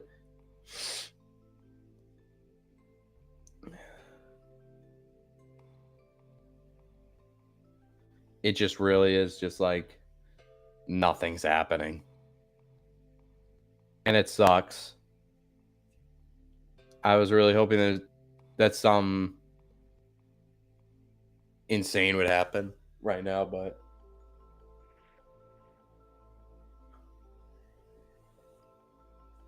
I swear to God, if I get off stream and then something fucking huge breaks, I'm gonna be so pissed. I'm gonna be so fucking pissed.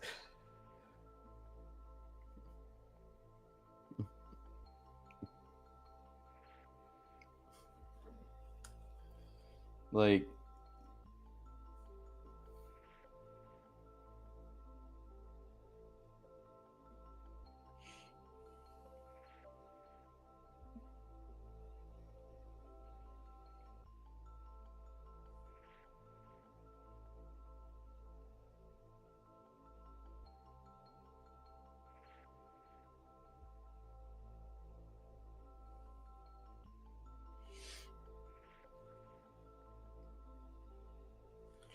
here we go.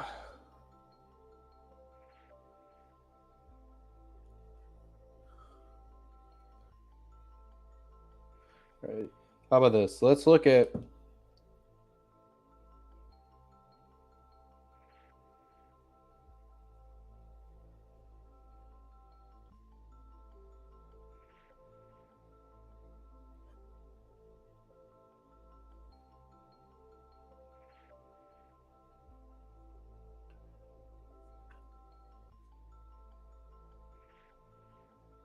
Here we go. Did something happen?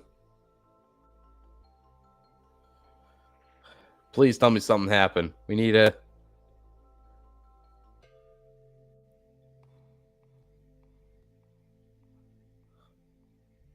Damn.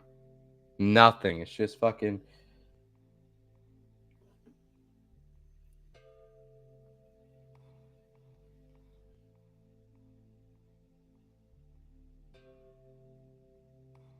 Here we go. So, the best available free agents. So here we got Orlando Brown is still out there. C.J. Gardner-Johnson, James Bradbury, Draymond Jones is still out there. Zach Allen, Odell Beckham Jr. The sweepstakes for Odell is still out there, but that hype train has definitely lost its steam. Jamel Dean, that could be a really interesting spot to see where he lands. Bobby Wagner, Jacoby Myers, he's the best wide receiver outside of Odell available on the market. Vontae David, Jordan Poyer, Dalton Schultz, Marcus Davenport. There are a lot of really big names that are still out there. I did not see Jesse Bates. Why did I not see Jesse Bates? There's Jesse Bates. I scrolled over him. So I was so confused. I was like, he's not that deep into the list. Yeah.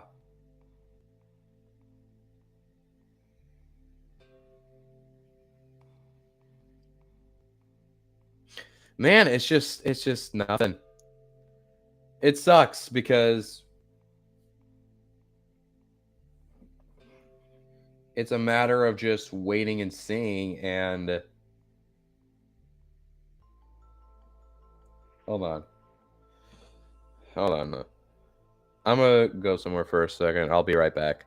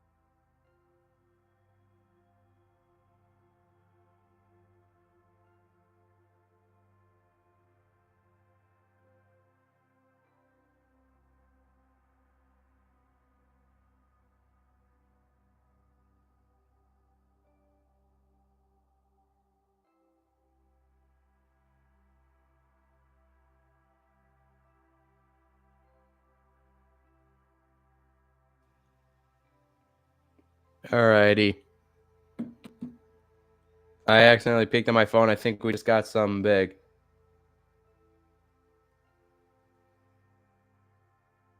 Whoa, whoa, whoa, whoa. I'll get to that in a second. So, wait, okay. Jawan Taylor has reached an agreement on a 4-year, $80 million deal, including $60 million guaranteed, with the Kansas City Chiefs. So they just lost Andrew Wiley. I think they're about to lose Orlando Brown, and they replace him with Jawan Taylor on a big contract. Texas Pro Bowl. What is this? On a potential trade scenario with the Chiefs, according to the league. Potentially retraining Orlando Brown has not been ruled out by the Chiefs.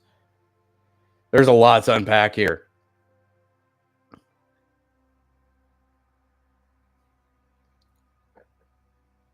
No, they can't do that.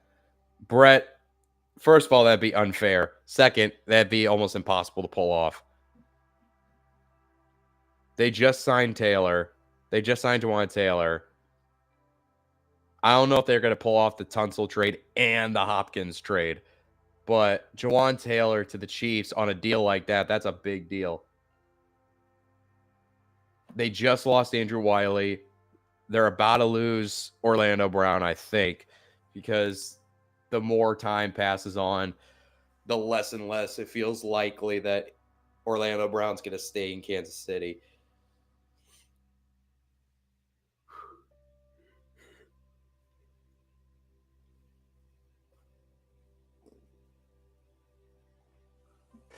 But yeah, they just lost a right tackle and they just brought in another one. So it's an expensive deal. It's more expensive than they would have gotten had they just retained Andrew Wiley.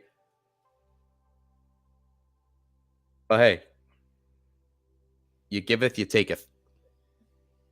That's how this works, man.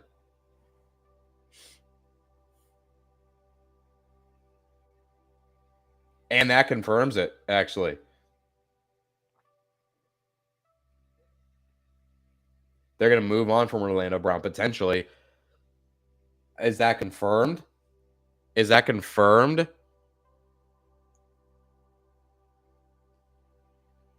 I don't know if that's confirmed because Orlando Brown has said that he's going to play left tackle, and I can imagine Jawan Taylor is going to play right tackle. So that's not. I know Rappaport reported on it, but until it's actually official, I don't know if that's a guarantee.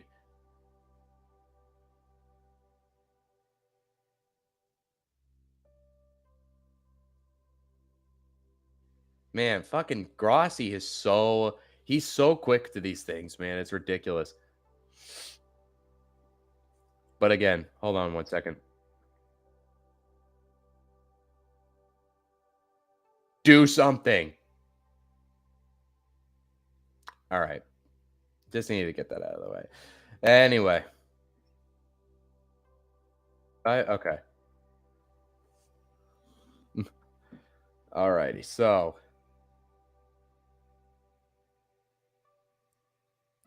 it's not a so yeah, I know Rappaport now Rappaport wouldn't just say that for speculation. Like if this came from Schefter, I'd be like, that's just speculation. Now that's still speculation, but it's not a guarantee that Ross Hopkins and Judy to New England. That'd be a fucking. I'll take one of those guys. One of those dudes would be insane. But yeah, unless it's confirmed that the Chiefs are not interested in bringing back Orlando Brown, I wouldn't say he's no longer a Chief. I mean, Rappaport just tweeting that out makes it seem like it's a done deal. He's not coming back to Kansas City. But yeah, we'll just have to wait and see. I just gotta go do something. I'll be back in a second.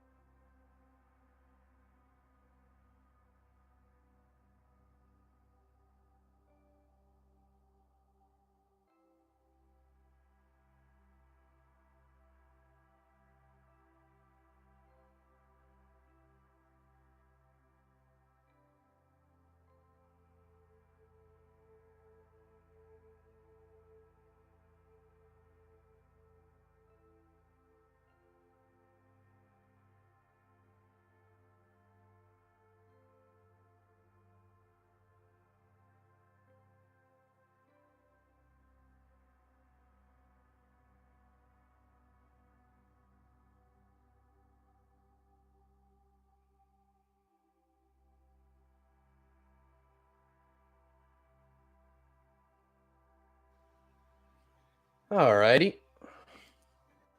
So we got 2 new tweets. Is it anything new? No, it's not. They're just fucking retweets. Fucking A. Just fucking. Come on, man. We're only going to be live for another. What is it? Math. It's 2:20. Math. Yeah, hour and a half. There we go. We're only going to be live for another hour and a half, man. Come on. Get some juicy, man. Let's get some fucking juicy.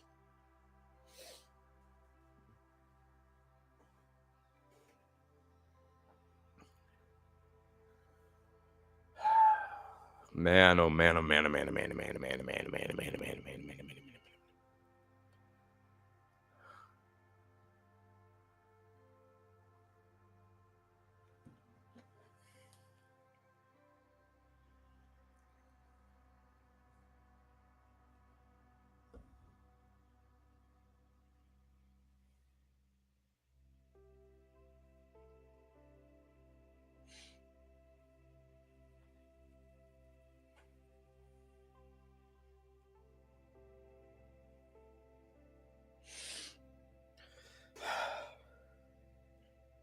Have to see.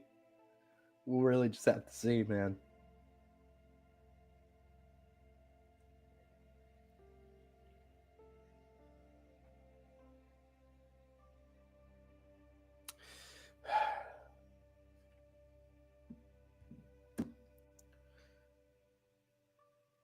Again, I feel like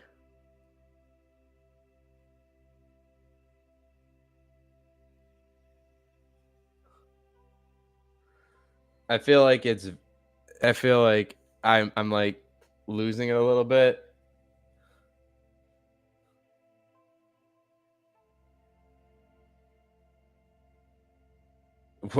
As a Chiefs fan, what are we getting here? Not Laramie Tunsil. You're right. Like, if you include the idea for the Kansas City Chiefs that you could have gotten Laramie Tunsil, that doesn't make this move as big of a fucking stop. Stop retweeting it. I just want to fucking see. Like, I just want something exciting. I just want something new.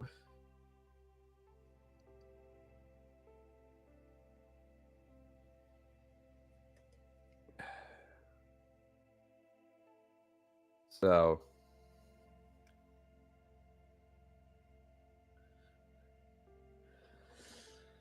oh man, this thing always happens. So, like, I get super excited for the tampering period, and then we just get long stretches like this where fucking nothing happens. Long ass stretches where just nothing happens.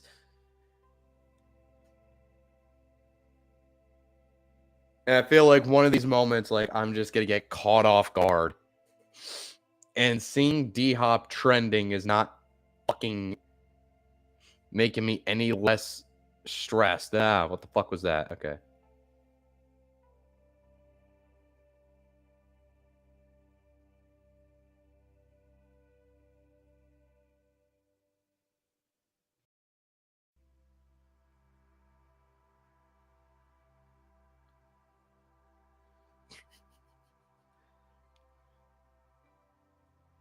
Oh, man, I want it. Stop tempting me. Stop tempting me, especially considering it's probably not going to happen. Like, it's just going to be the fucking retweet again. Stop showing me this. It's... If we got Johnny Smith off our books to make room to try and bring in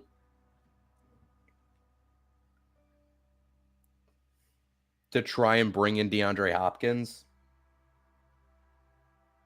No, I don't want to do that to myself. I don't want to, like, hype myself up just to be eventually let down.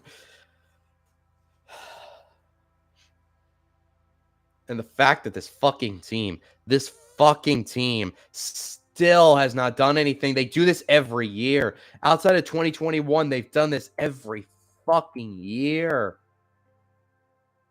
Every year they fucking do this.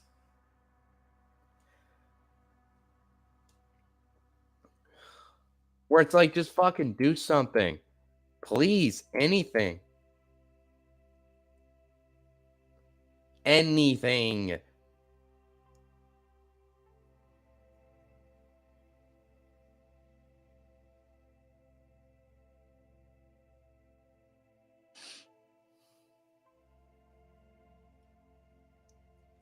Like, man, if I fucking hype myself up to bring in Jesse Bates and we bring back Daron Harmon, I'd be so, ugh. Like, that's fine. At this point, I'll just take anything. I like Daron Harmon. He was a really good player for here for a long time, but like, Jimmy D versus Russell Wilson coming soon to Thursday Night Football. Oh man, man, oh man, oh man. It's just we've reached a dead period, folks. We have officially reached a dead period.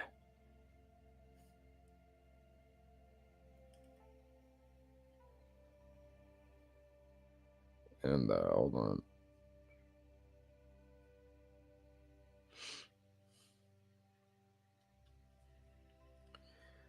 Is it just like,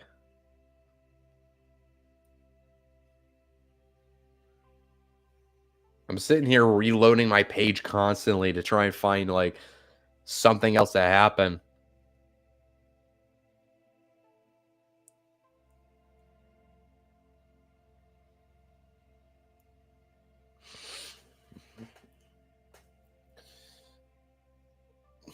Alrighty.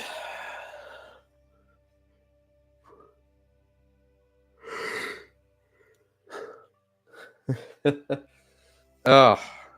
So yeah, folks, we're just sitting here, just fucking waiting. Just fucking waiting, man. The fuck is that?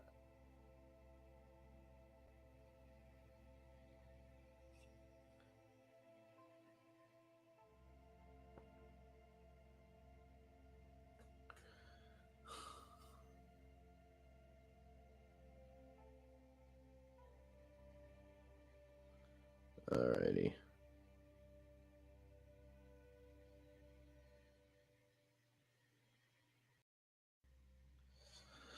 Huh.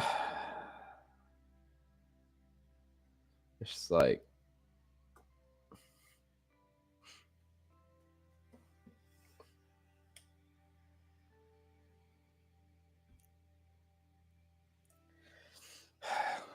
just waiting, just waiting, just waiting, just waiting, just waiting, just waiting, man. Just waiting. Doing nothing but fucking waiting.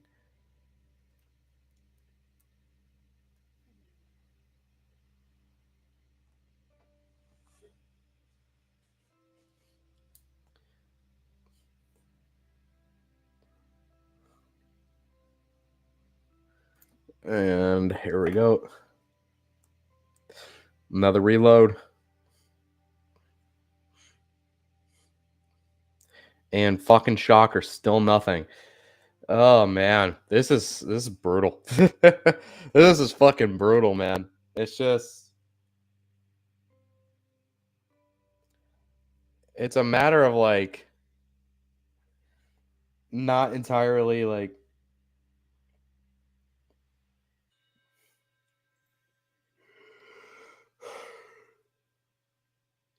it's like teams know that this is the time to start doing negotiations, right? Like I'm debating on if even doing this next year because I forgot how fucking boring this shit can be.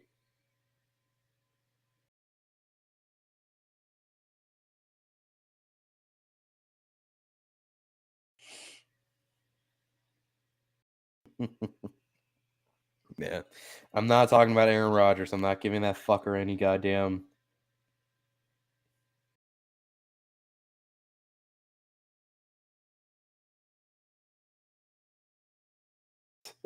Oh, that'd be hilarious. I don't want Aaron Rodgers.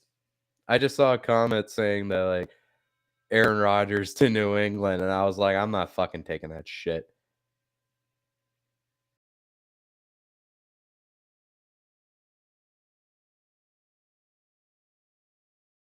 car 2.0. Oh, man. At least hey, it's not news, but it's fucking something funny.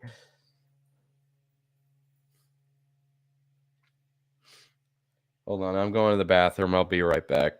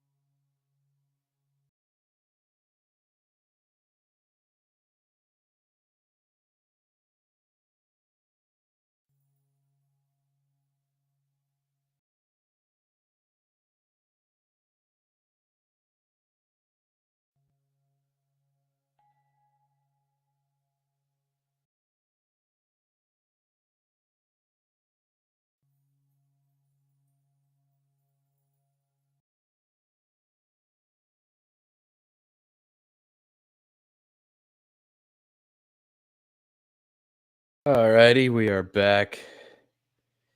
It's just one tweet, so it's probably nothing. It's probably just another fucking thing. Yeah.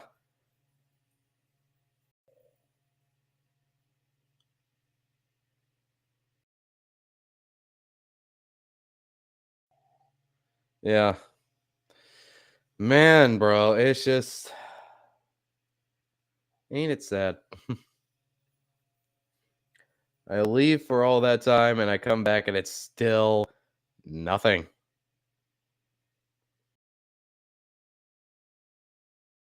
We still got nothing, man. You know what? Oh, Zach Wilson's trending. We'll see this for a second. Let's explore this for a second.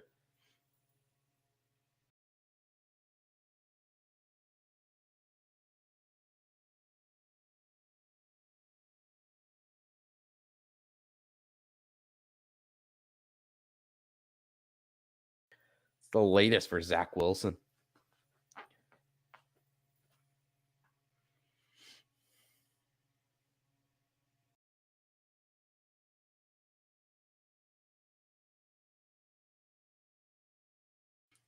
It's so sad, but it's true. Because guess what? This fucking dipshit still has not made his decision. And at this point, I don't think he will.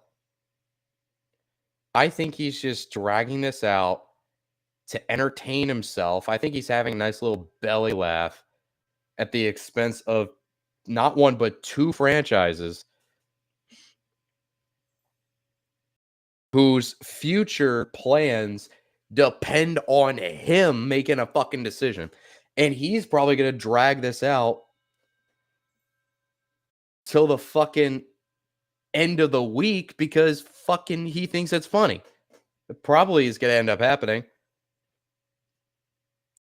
Hashtag Jets. Let's see what's going on here.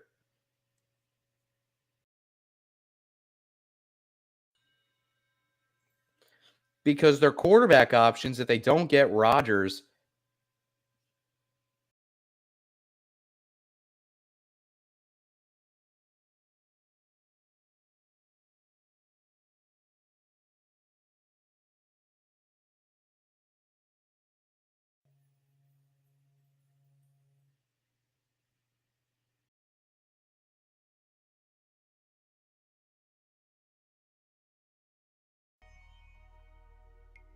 there we go. Because if they don't get Rodgers, what other options? Lamar would be the only other option, but we saw how much of a slippery slope that could be because he's on the non-transition tag.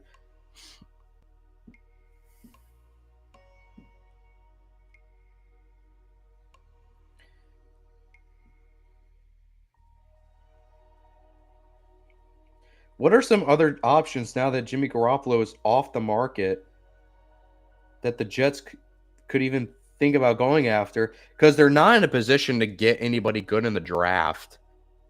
They're just not.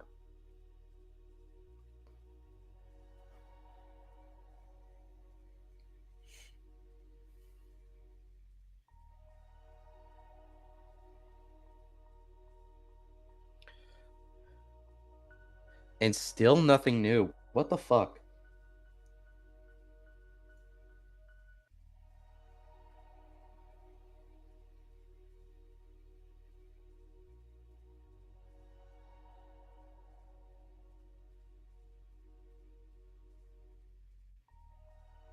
Like, that's probably what we're gonna have to do.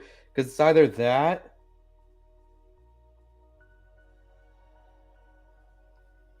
It's either that. Here are their options. Because I don't think at this point, if Aaron Rodgers was going to become a New York Jet, he would have. The trade would have been done by now. Like, he would have already been a New York Jet by now if that were the case. So I don't think he's going to the Jets anymore. So what would the options for the Jets be? And I think the Jets are slowly starting to realize that too, because even if Rodgers does come out and says, I want to go to the Jets, at this point, with how long he's dragged this on for, it's not even a guarantee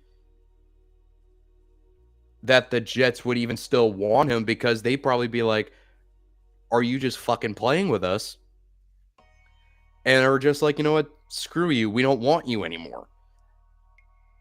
So at that point, what do? Do you try and make a crazy offer for Lamar? Do you run it back with Zach Wilson, God forbid? Or do you try and put together a trade package to move up into a position into the top 10 to try and get one of these quarterbacks? Because with Jimmy Garoppolo signing, that probably takes the Raiders out of consideration.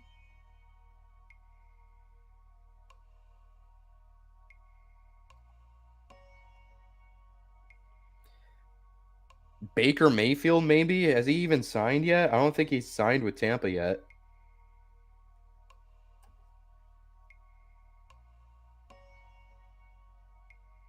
They're saying the Bucs are expecting to target Baker Mayfield, but it's not confirmed that he's signing with them yet.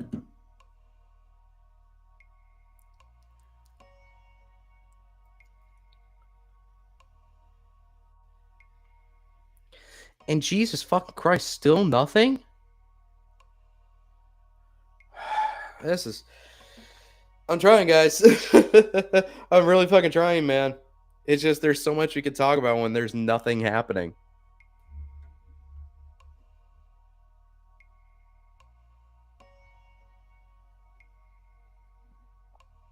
When there's nothing going on, there's only so much we could talk about.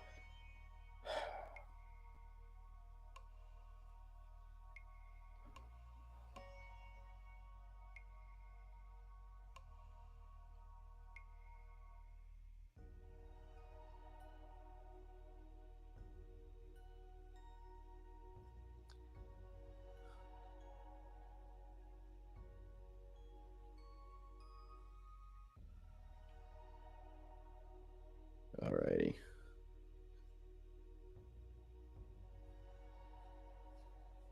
Ooh, something happened?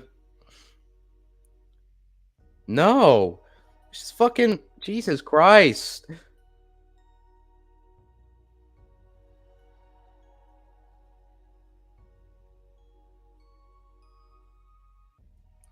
That's, this is a great point.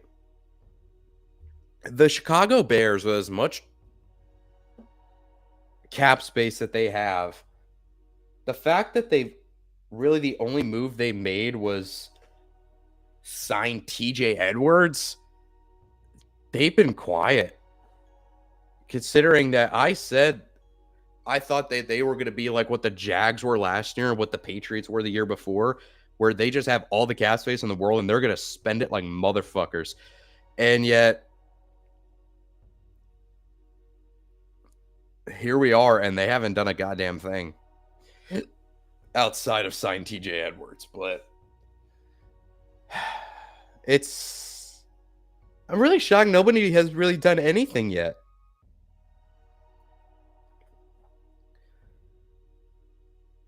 We're 2 hours and 43 minutes into the tampering period officially being open. And no one has made a goddamn move at all. Well, there have been moves made, but like, it's been very, very quiet. Especially when you look at how many free agents are still available, is very shocking.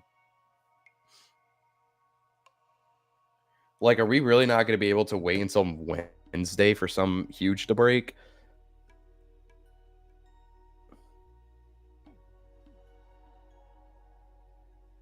Watch, like, I'm going to get off the stream at 4, and that's when all the fucking crazy shit's going to happen, and I'm going to be so upset. I'm going to be so fucking upset.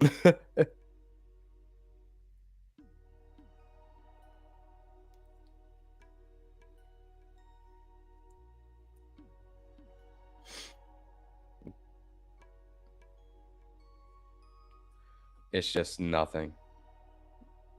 We're in a dead period, guys. We're just sitting here chilling in a dead period. Waiting, just waiting for something to happen.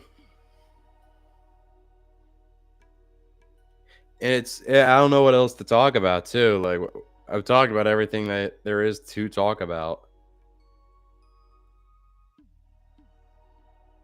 And there's only so much to talk about without me repeating myself.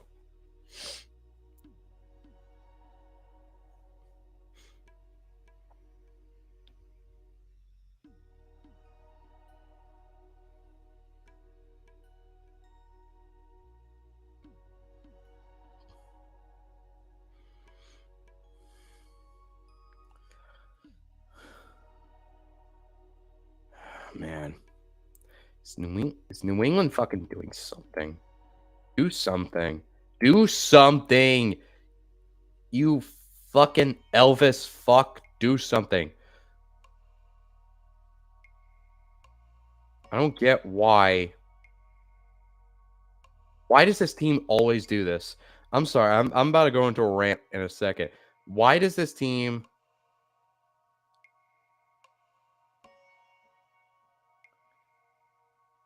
keep it coming? Except they're not keeping it coming. This team fucking doesn't do shit during this time of year, and it pisses me off. They have $30 million in cap space, and they're choosing not to fucking use any of it. Why? Why? I don't get it. I don't get it. I don't understand it. Just do something. They're not even doing anything. This fucking thing doesn't do jack shit during this fucking time of year. And I'm ranting, and I'm hoping it turns into goddamn something. But right now, I'm just so...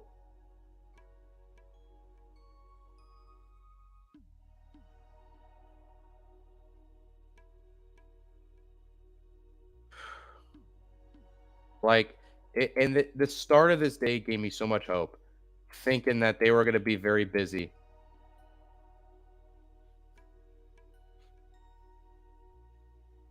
I'm with you. I'm thinking of ending the stream like...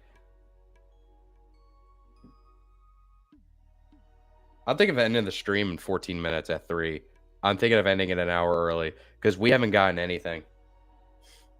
And that could come back to bite me in the ass, but like we're coming up on hour 3 and we have not seen anything.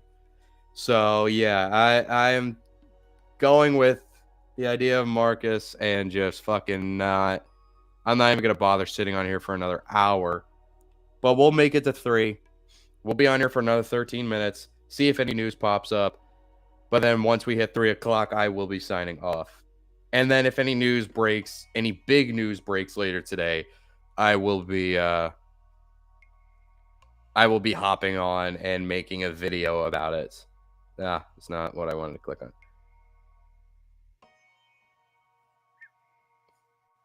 Yeah, man.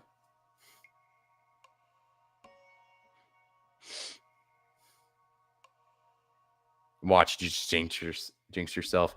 I don't know, man. It's been fucking... I would jinx myself. Seeing that tweet, I would fucking jinx myself. That right as I ended stream, that's when all fucking signings happen. That would piss me the fuck off, man. It really fucking would.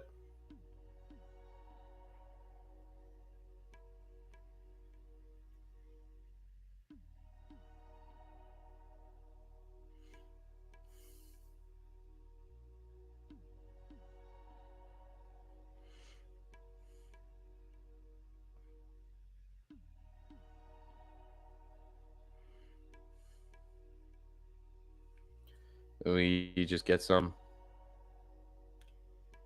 I saw a notification from Twitter on my phone. Did we just get some? Let's see here.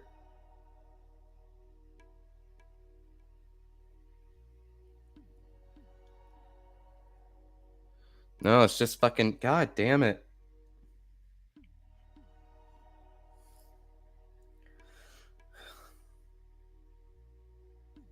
Like, it's just nothing.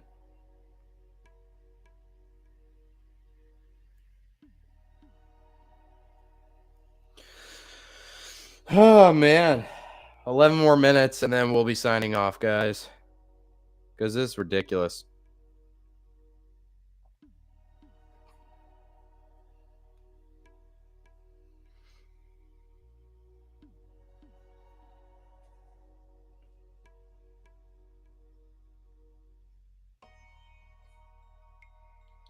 And then...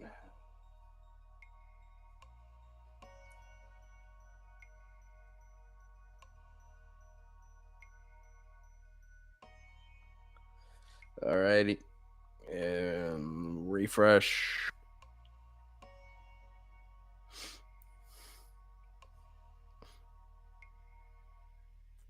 Bro, it's been nearly an hour and we have not really gotten anything. Oh my gosh.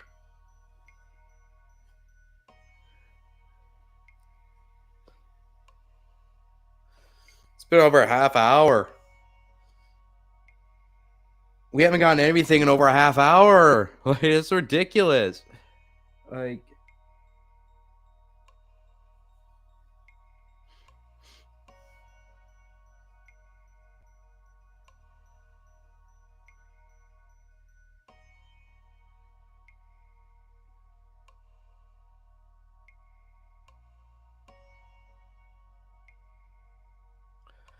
oh man. It's not what I wanted to click on. There we go. And refresh.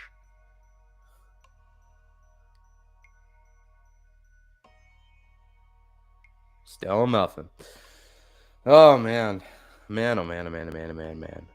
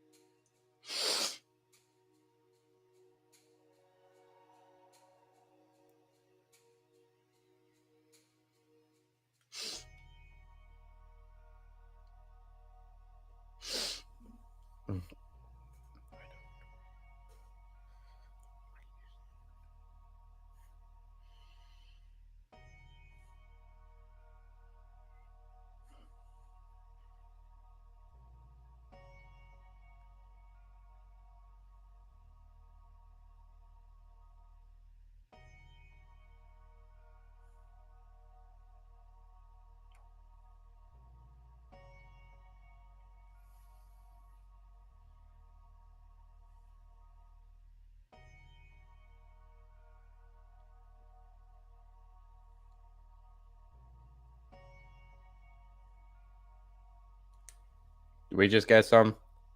I just saw the Bengals from Rapport. The Bengals apparently re-signing someone. The Bengals are re-signing. There we go. We fucking holy shit. Finally, something. The Bengals are re-signing linebacker Jermaine Pratt to a 3-year, $21 million contract. He gets $10.35 million a year, won $15.15 million over 2 years. He started 54 games and now stays in Cincy. So it's something. I saw the Bengals re-signing.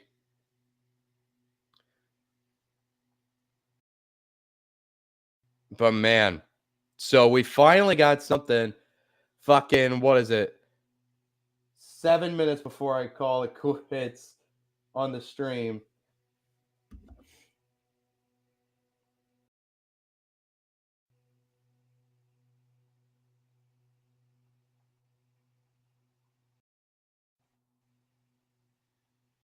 Hold on one moment.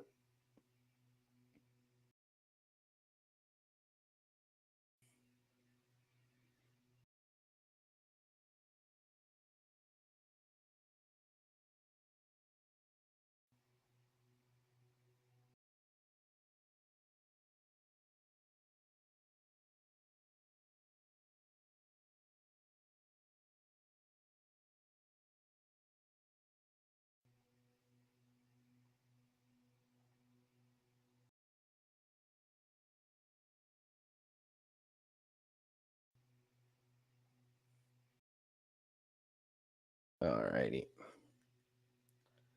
Sorry about that.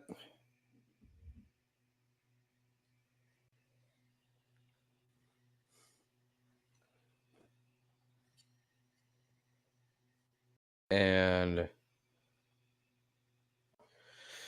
so, still nothing. We got a little something with Jermaine Pratt, but nothing too major. I am so we now hit the final 5 minutes of the stream.